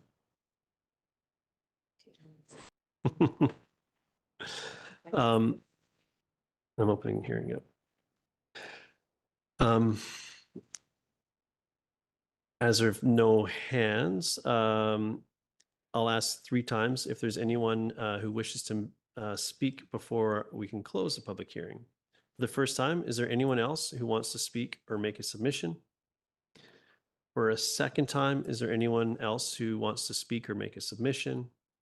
For a third and final time, is there anyone who wishes to speak or make a submission? Seeing none, I declare the hearing closed. Please note, council members are not permitted to receive any further submissions or hear either a proponent or an opponent to an application once the public hearing has been concluded. This means we can't speak to you out in the community or receive emails or phone calls on any of these bylaws until a decision on the bylaws has been made. Any and all communication from this point must be channeled to staff. Thank you. And we're going to move on to our final piece, the UC1 amendments, which Councillor Hamilton has declared conflict on in the past. Yep, I will declare a conflict on this item as an employee of Capilano University. Thank you very much. Yep, we will come and find you when we're done with the hearing. Thank you. Mr. Daly, can you speak briefly to bylaw number 3002?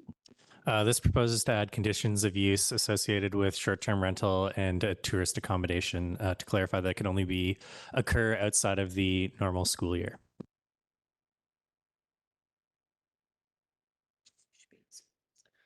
Okay, thank you. Would anyone like to make a submission on bylaw number 3002? Okay, yep. Please approach the podium. You have 5 minutes to address council. Please start by clearly stating your name and your neighborhood. Okay, Mayor. My name is Daryl Sinclair. I live in University Heights. Excuse me. I'd like to talk about some general concerns and questions that stem from this proposed bylaw. I'd like to understand why the university zoned area is now allowed to house renters and tourists in dorms, which I thought were, of course, for your students. And my primary concern is the impact this has on the community, especially parking and traffic. I don't know where these people will park and the traffic impact. If there are a lot of renters and tourists there, will be quite substantial. I understand there are about 450 units there. However, listening tonight, maybe not all of them will be available, but still, my other concern is that with Capilano University only purchasing, I believe, 18 acres of the 55 acres, how much of the remaining land will be subdivided for high density zoning? And Mr. Sinclair, can you just speak into the mic? Sorry, we're just sorry. having some challenges with the. First time. There you first go. time No, user. you're Sorry good. about That's that. much better. Thank you. Continue.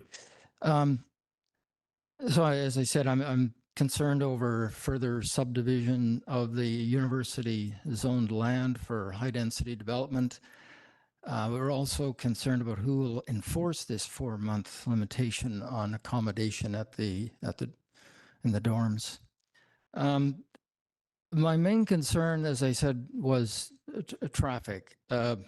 The traffic is quite substantial there, and with the discussion earlier tonight on the proposed 35 unit building up on the Crescent, coupled with the existing development, which is quite substantial, and adding on the heavy use of that road, the boulevard in particular, for recreational users going to the park for mountain biking and dirt biking and hiking, etc. The traffic is quite substantial, and I think there is need for additional road infrastructure in there. There's also my concern that there's only one bridge over to the University Heights area, and I'm concerned about what happens in the event of disasters and responses, et cetera. So I really would like to see and request that the district consider the road infrastructure in University Heights in conjunction with further development. I think it's time that an additional route be constructed to that area. And finally, I'm also concerned about the high density development there. I understand the need for high density development. However, I'm not sure if this is the right neighborhood for that. It's quite removed from other areas of the town. And I'm worried about the sustainability, environmental considerations, especially carbon footprint with people driving so much to go anywhere. So I would like the development in this area to be re-examined and the community plan opened up for review by the public and comment by the public. So those are my main concerns. Thank you. Thank you for your submission. Is there anyone else who would like to speak to the bylaw? No. Go ahead. Brown from Brackendale, speaking as an employer in the tourism sector. Very much support the bylaw amendment. Obviously, this is meant to be for students, but in the off season, our core summer season runs through mid-September after the Labor Day long weekend. So to provide the university with more flexibility to rent in off-peak periods for students to seasonal workforce housing, consideration around amending it to go from August 31st to September 15th, just to provide flexibility. And given a year where student intake may be later or full occupancy might not be required, a couple extra weeks for folks like the people that work for me would be great. If we end their accommodation, if we were able to rent seasonally and had to end their accommodation on August 31st, it'd be turnover before the end of the season. It'd be really challenging to sort of roll out and complete our core season. So a 2-week addition would offer some flexibility on both sides, in my opinion. Thank you. Thank you. Is there anyone else in council chambers who'd like to make a submission on this bylaw? I'm not seeing any hands right now. I'll go online and see. No. Councillor, are there any questions for staff at this point? Go ahead, Councillor Pettingill. Yeah, I'd just like to clarify with staff that this change isn't proposing new uses at the site. It is clarifying that some of the non-student housing uses are only permitted in a specific date range and just making that more clear, but it's not sort of adding new uses. Is that correct? Through the mayor, that is correct. And I'll just follow up that question myself to ask the same thing, probably a different direction. This is just adding a layer of the regulations that already exist in a housing agreement in the zoning bylaw to better articulate to the community what is expected there, not a change of those regulations. That is correct. Okay. Thank you. Councillor Stoner, I see your hand. Go ahead. Thank you, through the chair. I'm just curious if the uses that we're articulating, which are short-term rental accommodation and tourist accommodation, actually capture some things like some of our speakers were talking about in terms of workforce accommodation. Is that captured under a short-term rental accommodation definition? Through the mayor, I don't believe it's explicitly called out in the definition of short-term rental, but short-term rental is the rental of accommodation for fewer than 30 days, I believe. So that would allow, and we allow long-term rental, so it wouldn't prohibit workforce housing from renting that from a period of less than 30 days. These amendments are really intended to just clarify that during a typical school year that the use of the dorms should be for student housing. Thank you. And then just to follow up on that, we heard one of the speakers talk about some flexibility with the August 31st. I think that potentially provides some challenges given the housing agreement that's in place, but I'm just wondering if staff can speak to that a little bit. Staff operate on a complaints basis. So if staff were if the landlord or a neighbor or someone were to complain that student housing wasn't being used, it is not in place after August 31st, then staff would look into this. Otherwise, staff are relying on the landowners to follow the agreements that are in place on title and in the zoning, should these amendments go through.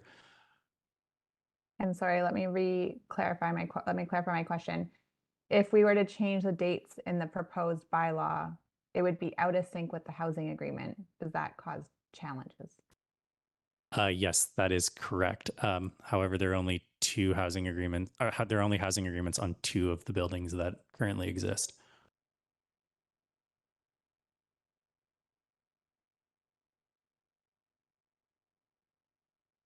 Okay, thank you. Any other questions, council? Okay, I'll go back to the gallery and see if anyone would like to make any further submissions. Seeing none here, I'll look to Ms. Murray. Okay, then I'm going to start the closing statement. Now that we've heard from everyone who identified themselves to speak, it's a requirement that I ask 3 times if there's anyone else who wishes to speak before we can close the public hearing. For the first time, is there anyone else who wants to speak or make a submission? For a second time, is there anyone else who wants to speak or make a submission? For a third and final time, is there anyone else who wants to speak or make a submission? As there are no further speakers, I declare the hearing closed. Thank you very much for your submissions. Please note that council members are not permitted to receive any further submissions or hear either a proponent or an opponent to an application once the public hearing has been concluded. This means we can't speak to you out in the community or receive emails or phone calls on any of these bylaws until a decision on the bylaws has been made. Any and all communication from this point must be channeled to staff.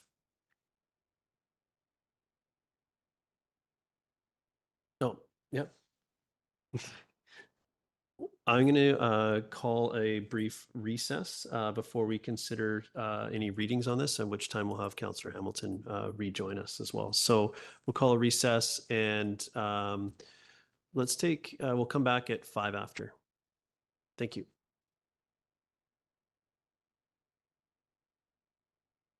I know.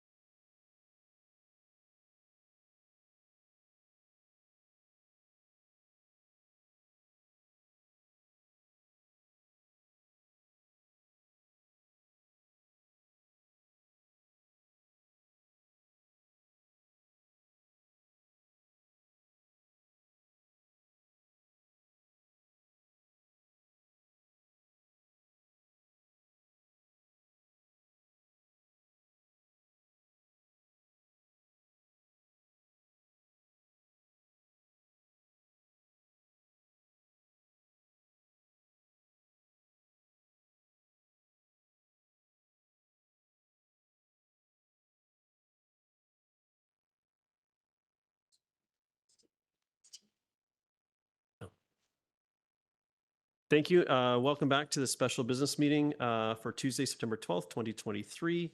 We're on to section 5, bylaws, and for consideration of third reading. Now, before we proceed into this, I just had a question in the break from council regarding, are we able to ask, we're not able to receive new information, so we're not able to ask any clarifying questions or anything to staff at this point?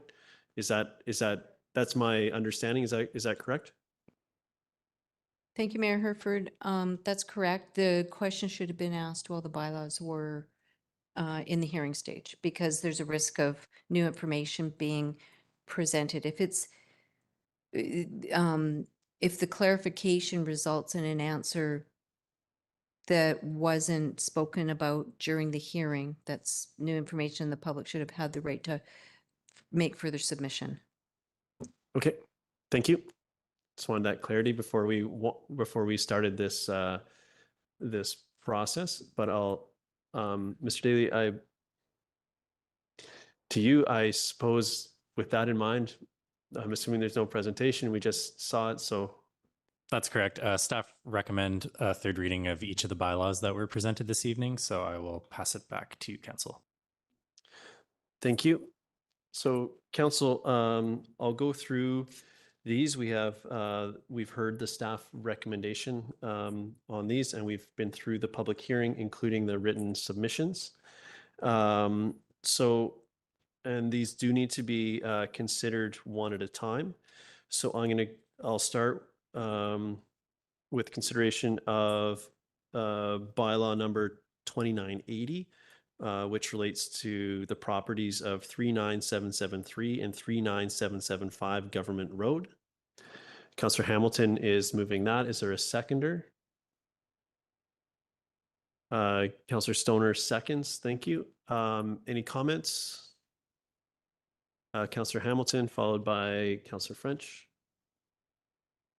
Thanks very much. We heard on this development, the public hearing, about the difficulty that this zoning may present to actually developing this lot. I sincerely look forward to the owner or developer to come forward with a proposal for a rezoning that would allow them to develop in a way that is both bringing the community some housing and viable for them. Thanks. And I'll actually go to Councillor Stoner next as a seconder, and then I'll go to you, Councillor French. Thank you. Through the chair. I will be supporting the motion on the floor in third reading of this hearing, of this particular bylaw. And my comments are kind of general to the ones in section A, but in particular, what I heard in a lot of the submissions was some concern that this may actually slow the process down for development. And that the proposed rezonings discourage or prohibit any form of housing as opposed to delivering the housing that we really need in our community. And I think the reality is we all know that there's a dire housing need in our community, but this isn't just development of any type of housing. We really want to make sure that we're developing the right type of housing that our community needs. And I think that these bylaws help set a standard of what the affordable and market rental should be for housing. I appreciate that they are not the perfect solution and they may not be ideal, but it does not prohibit developers from coming forward and proposing something different. But this really does just protect our community to make sure that we're getting some level of affordability or some level of market rental if these projects were to, or these particular parcels were to go forward. And so that is why I'm supporting the motion on the floor. Thank you. Thank you. Councillor French. Thanks, Mayor. I won't be supporting the motion. Staff originally recommended 10% of all residential floor area be secured as affordable housing on these properties, and council voted to increase that to 15% earlier in the process. And I worry that this 5% increase, along with other factors, will cause this property to sit undeveloped for an unacceptably long period of time. So this vote is consistent with the concerns I expressed earlier in our process. Thank you, Councillor French. Any other comments on this? Seeing no hands, I'll venture mine. I'll come back to you, Councillor Stoner. I'm speaking in favor of the motion. To development, we need to make sure that we get the development that we need for our community. I think this step sets us up for that, and may not be the final form. And the proponent will need to come forward with a proposal and maybe a potential rezone to accomplish something here. But without moving the goalposts to where they need to be to meet our community needs, I don't think we're ever going to stand a chance of getting the forms of housing that we require. So I'm happy to support this and to continue to work towards finding a way forward for this for these properties. Councillor Stoner, would you like to provide additional comment? Yeah, thank you through the chair. I do just want to clarify, as the councillor who put forward the motion to increase the amount to 15% for affordable housing in this bylaw at a previous reading. I do think that's important because that is the standard that we are seeing across the board in our CAC policies. And although that CAC policy the new version hasn't yet been adopted by council, that is the last draft that we saw, and it is kind of the standard that we're seeing. So I think that is just in line with what the expectation is of the development community at this point. So that's why I'm supporting it. Thank you. Councillor Pettingill. Yeah, I just am reiterating what some of my colleagues have said, but I think it's important to share my perspective as well. I am not certain that this is the final form, and I think we are focused on building the types of housing that our community needs as quickly as possible, and that's rental housing and below market housing, and so making sure we have something that approaches that. What was there before was not sufficient. This may not be the perfect solution, but puts us in a place where if the developer feels they truly cannot accommodate this, we can have that discussion. And with some of the other readings, I would make the same comments. It puts us in a place where we can have those discussions to find something that works for everyone and gets us the housing we need as quickly as possible. And so for that reason, I'll be supporting this motion and some of the others. Thank you. Thank you. Councillor Stoner, your hand's still up. I'm assuming you're good for this point. Okay, thank you. Council, any other comments before I call the vote? Seeing none, I'll call the question. All in favor? Opposed, if any? Councillor French opposes. Motion carries. Thank you. Next up is bylaw 2981, which relates to 3018 The Crescent. Moved by Councillor Hamilton, second by Councillor Stoner. Thank you. Would you like to speak to it, Councillor Hamilton? I'll speak to it with a very similar comment to the previous. I look forward to hearing a developer's proposal for something that is both viable and affordable. Thank you. Any other comments? Councillor Stoner? Yeah, my comments are also similar to the previous bylaw, but I think that this is a little bit unique in that it's just securing residential rental tenure. So it is not below market, but I do think that it is a very fair approach to what is currently allowed under the current zoning, while also trying to secure a more appropriate zoning for residential rental tenure to ensure that those units are secured for market rental in perpetuity. Thank you. Thank you. Any other comments on this? Speaking in favor of the motion, I think I do find working with the UC1 sort of category of properties extremely challenging and limits our ability to do incentives and so on. So I'll probably just sort of register my the challenges that presents every time we interact with that. But I do think that this is sets the bar for what's needed, or the starting point for a conversation of what's needed in the community. And this rental tenure is an important part of a fully functioning housing ecosystem in our community, and it's much needed. So I'm happy to support. With that, I'll call the question. All in favor? Motion carries unanimously. Thank you. Now we're moving on to bylaw number 3001. This is relates to 38171 to 38185 Westway Avenue. So moved by Councillor French, second by Councillor Greenlaw. Comments? Thanks, Mayor. We heard some concerns expressed by some of the folks who live in the proximity of this particular area. And the way ahead for those concerns to be addressed, the best way is for redevelopment of this site. And I think that where we've landed with this bylaw is where we need to be at this point with this particular property. Thank you. Any other comments? Councillor Pettingill? Yeah, I will support this one. I do have some hesitation here, knowing that this does provide a fair bit of market, but more affordable rental stock in the market. And I appreciate previous discussions, staff's rationale for why this is the best approach we have at this point. But I wish we had better tools to ensure a larger proportion of these stayed at the more affordable end of the rental market.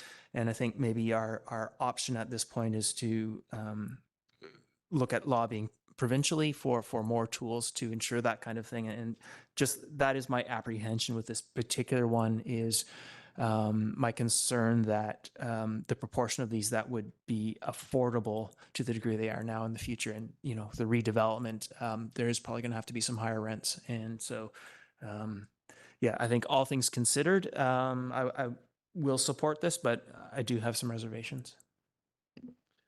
Thank you. Council, are there any other comments on this? Councillor Anderson? Speaking in support of the resolution, I just wish to acknowledge the comments made by a number of speakers, emphasizing traffic safety issues, the issue of second access for Valleycliff, and we will, I'm sure, keep these issues in mind as we address other developments in this Squamish Valley corridor. And these issues have come up in connection with other developments. But I think that, as my colleague Councillor French has proposed, that the pathway forward will be facilitated by the vision that we have put the framework around in this zone rezoning. Thank you. Thank you. Councillor Stoner? Thank you. Through the chair, I too will be supporting the motion on the floor for third reading of this bylaw.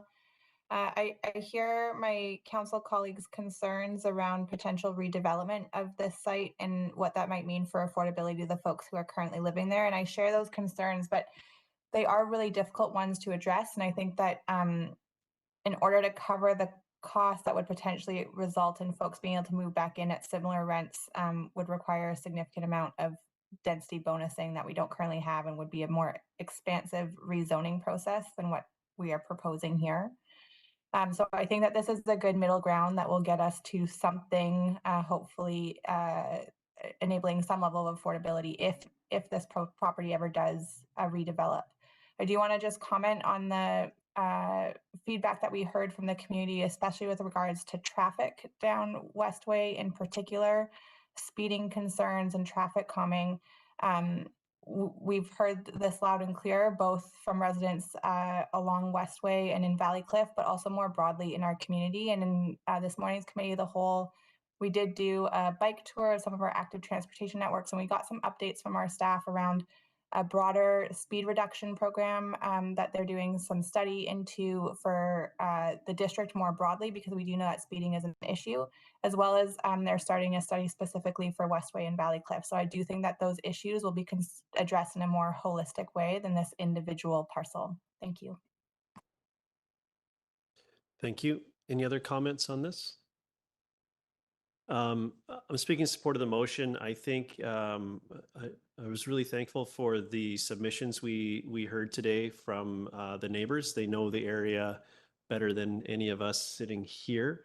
And frankly, I wasn't surprised by the concerns we've heard about traffic challenges that persist there, and not only there, but throughout the community. And ongoing traffic calming work is something that is important, and we've all acknowledged.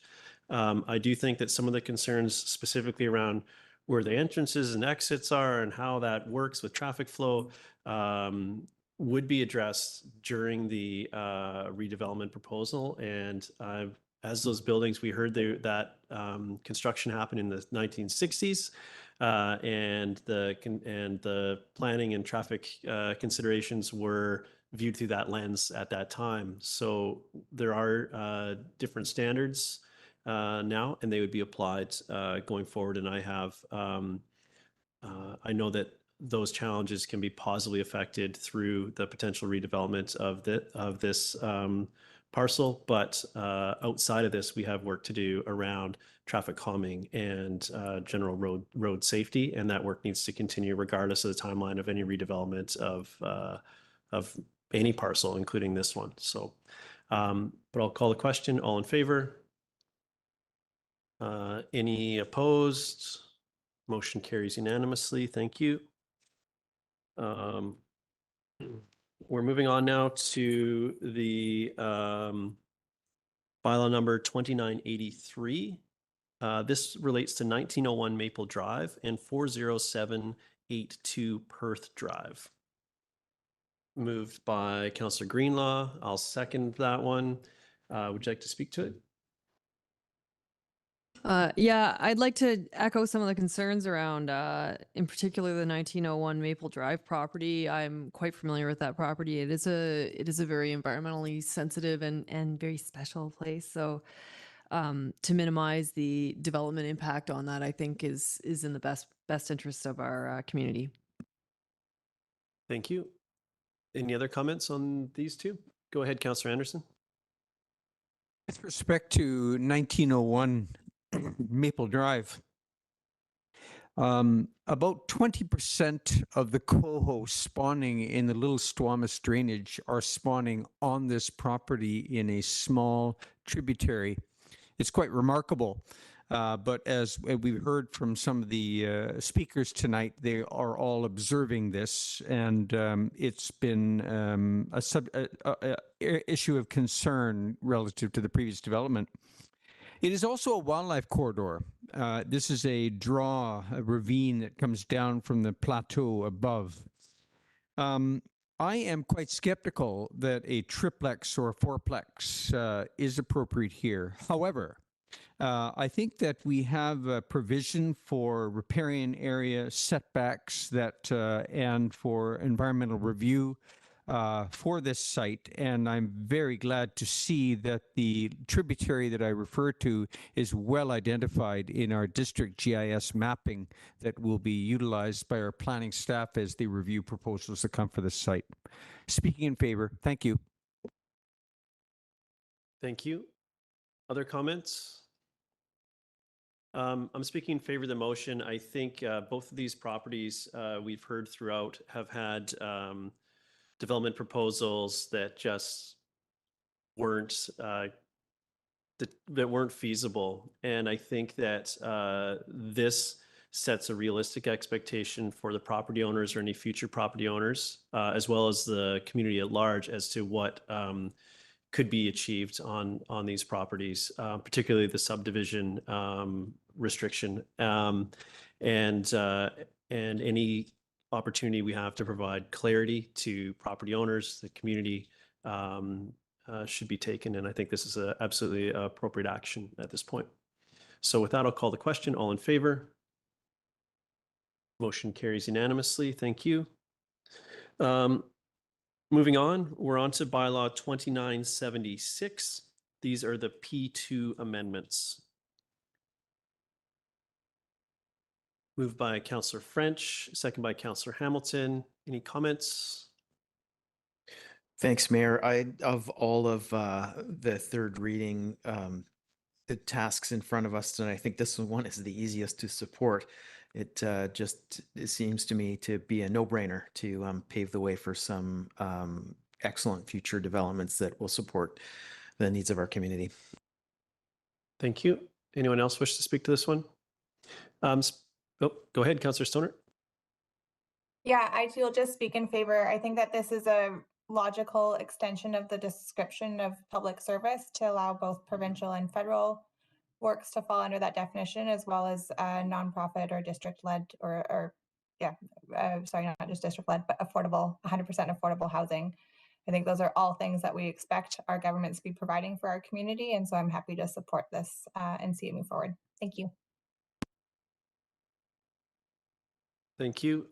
Speaking in support of the motion, as others have stated, this feels very very easy, and the opening up those definitions just makes a lot of sense, as does the commercial aspect of this, to just provide more services throughout the community. And yeah, happy to support. So with that, I'll call the question. All in favor?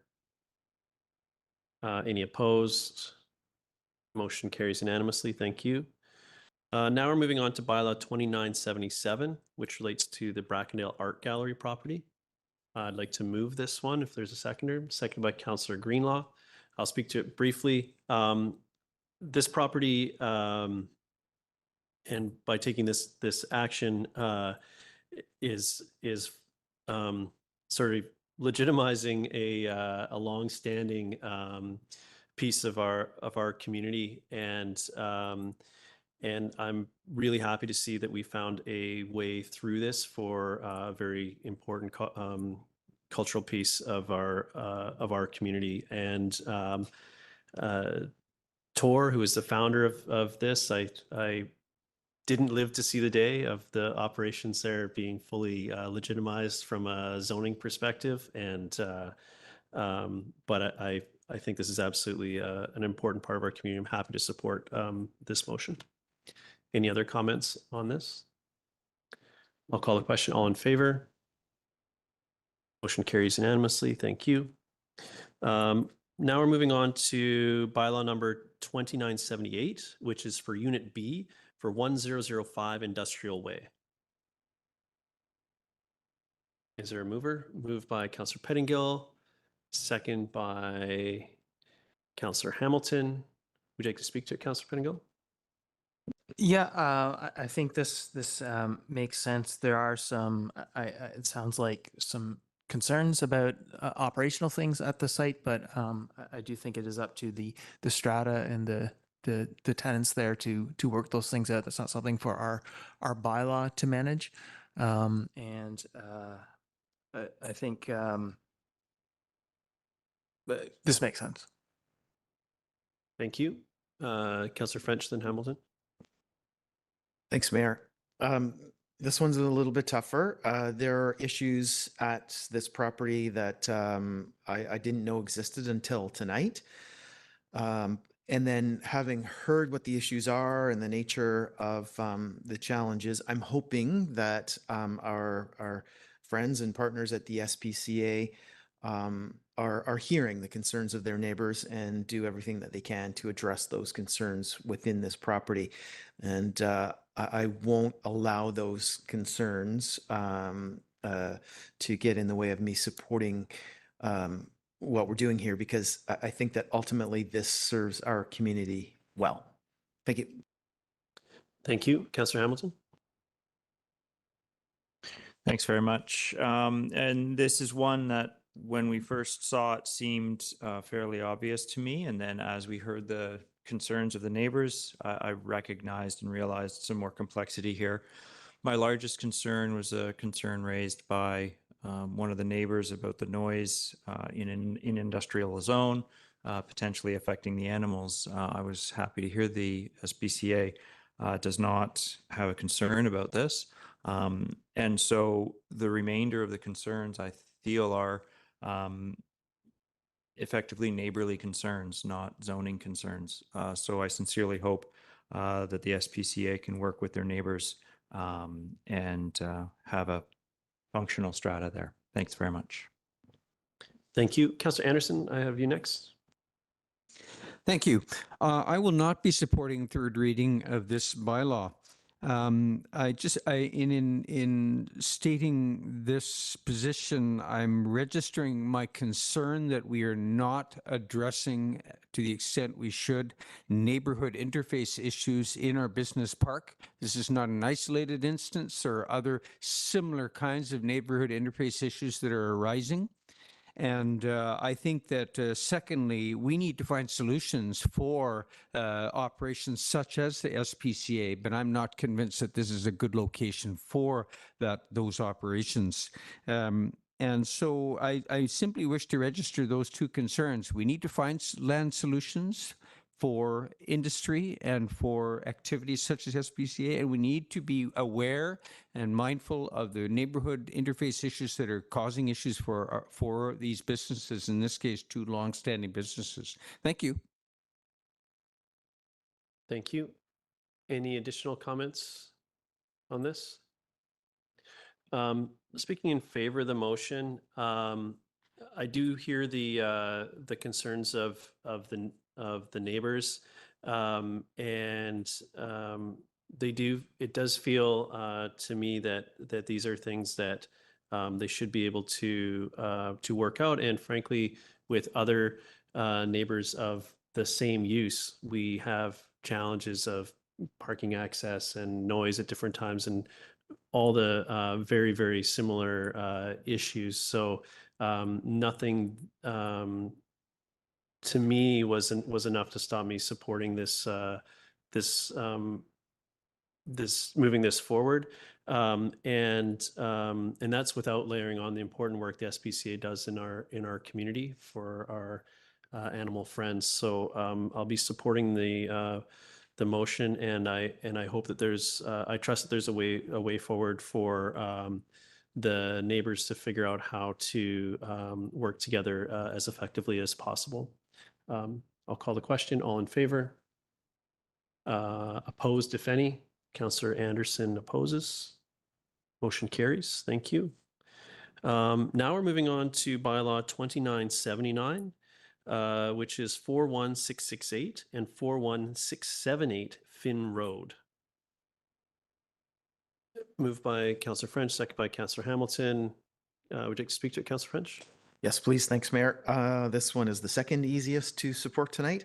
It corrects a long-standing inconsistency in our land use policies.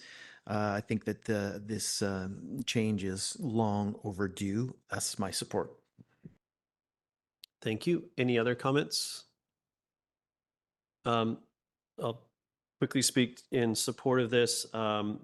This is, I think, the most procedural in our in this suite of bylaws we've been considering, and I'm happy to be done our list of land use contracts a year ahead of time, roughly, from the deadline.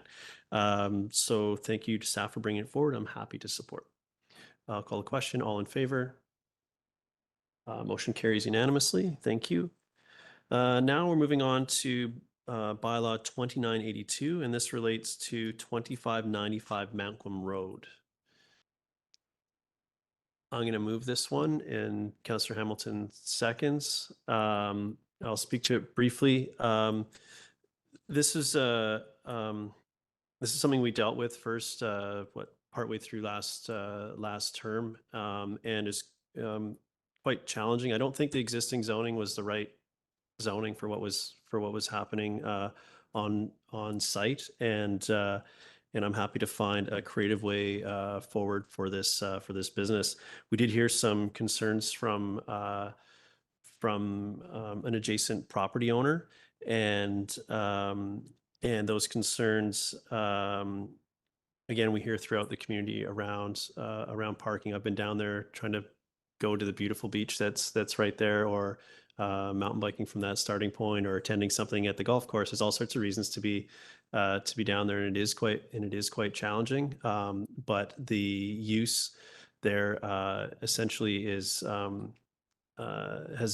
been in place for 20 plus years, and this is a change to allow it to continue, and I'm happy to support. Any other comments on this? Councillor Anderson? This precinct of Packer Road area has had some evolving goals and strategies over the past decades, and hopefully we are now settled on a vision for this area. There have been some neighborhood interface issues here at this particular site that have been going on for some time, and I've been exposed to them for some years now. I've seen a coordinated approach that's been made necessary involving our bylaw enforcement, planning, and engineering. And I think that we're seeing over time the district is fully in making good response. I feel that we should all be pleased with the coordinated response of our staff to this matter. I think that Mr. Huber deserves credit for drawing attention to a number of issues, some that's kind of reflected elsewhere in the community. We do need to be respectful of the need for a level playing field with respect to parking. Mr. Huber has, at his own expense, provided parking for his tenants. And we should credit him for pointing out that there should be a level playing field in these kinds of provisions. I do see that we're on the road to compliance on the part of the Carson business, and we have a pathway for redevelopment of neighboring properties, including in future a part of Mr. Huber's property. That is his vision to see redevelopment there as well. So there should be mutual benefits, and I think that this approach we have in this bylaw is on the right path. Thank you. I have Councillor Stoner, then Pettingill. Yeah, thank you. Through the chair, I will also be supporting the third reading of this bylaw. This is, as my council colleagues have noted, a long-standing use on this property that was made legally non-conforming with district-led rezoning that turned it into C5 and put it into legal non-conforming. It then resulted in a few challenges a few years ago when they decided to build an additional outbuilding, which was not in line with the current zoning. I think one of the key things for me through that process was to make sure that we always are clear with current landowners and any future buyers that there are still inadequate fire flows down that Paco Road to support the existing infrastructure. And so with this bylaw, we're also adding a covenant to the property that will ensure that that becomes clear to the current landowners, and it actually restricts any additional buildings or structures to be built. And so I think that that is really important to make sure that we are bringing this property into compliance while also recognizing and making very clear that there are still some substantial limitations to any potential future growth on it until those fire flow issues are addressed. Because that is an ongoing concern at the end of Paco Road and something that our staff continue to work on, and we'll hopefully have a solution in the medium term. But that is why I'm happy to support this motion on the floor. Thank you. Thank you. Councillor Pettingill. Yeah, thanks. I will be supporting this. I do have a little bit of hesitation in terms of rewarding, in a sense, things done without permits and so on, but also appreciate the work that staff have done to try and find a resolution in a constructive way. And I think what ultimately convinces me that this is the right path is when I look at the OCP, this is ultimately bringing us more in line with what the OCP says. And so I think for that reason, primarily for me, this rezoning makes sense. Thank you. Any other comments? I'll call the question. All in favor? Opposed, if any? Motion carries unanimously. Thank you. Now we're moving on to Bylaw 2999 for 1701 Centennial Way. No one's jumping, so I will move this one. Councillor Hamilton seconds. This one again is very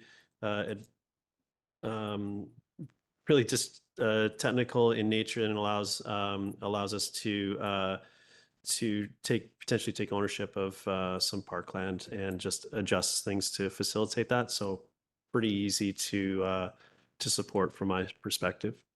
Any other comments? Call the question. All in favor? Motion carries unanimously. Thank you. And now, Councillor Hamilton, we're going to get back to the piece you declared conflict on earlier. So just in case, I'll declare conflict on this item as an employee of Capilano University. Thanks very much. Thank you. We don't need to do an initial motion to close. I was going to send them home, but this will be quick anyway. Yep. Okay. So next up is bylaw number 3002, which is the UC1 amendments. Councillor Councillor Stoner moves. Councillor French seconds. Councillor Stoner would like to speak to it. Yeah, happy to. Supporting third reading of this bylaw as well this evening after our public hearing. I think that this is important just in terms of securing the housing for students and faculty as was expected when there was some subsidy provided by taxpayers when we waived the DCCs for building these buildings.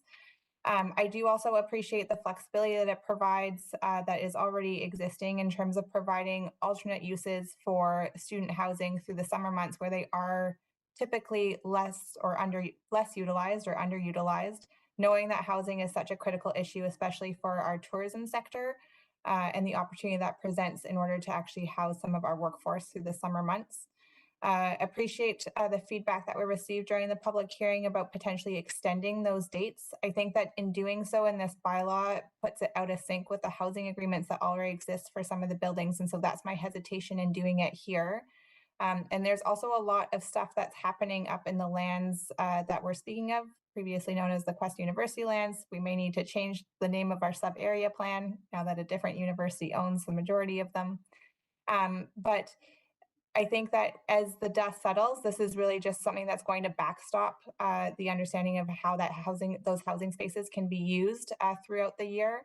And if there's other clarifications that need to be made or other innovative solutions that come forward as we start to understand the needs of the new university that will be taking over, then I think that that conversation remains open in order to find some flexible solutions for how that housing can best be utilized for our community. So I'll support this at this time and happy to continue to have those conversations as the scenario evolves up there. Thank you. Thank you. Councillor French. Thanks, Mayor. And I just wanted to jump in and suggest that this just makes sense. This is common sense, this change. It maximizes the use of the housing that exists and does so in a creative way. It's a great mountain bike area, great hiking area. So it makes a ton of sense for me to have this housing used in this way in those summer months. Thank you. Additional comments? I'm speaking in support of the motion. Really, this puts regulations that are already in place in a more easier to find location, which is our zoning bylaws.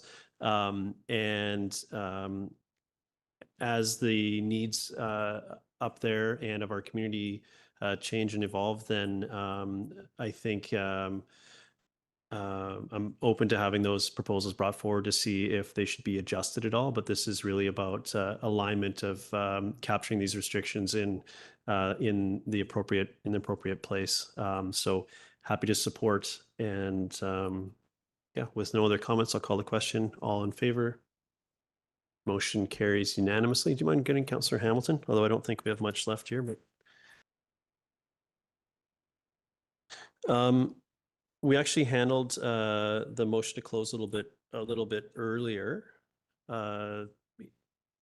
So now I'd be looking for, Councillor Stoner, I see your hand. I'd like to put forward a motion to terminate. Moved by Councillor Stoner and seconded by Councillor Hamilton. All in favor? Motion carries unanimously. Thank you for your work today, everybody. That was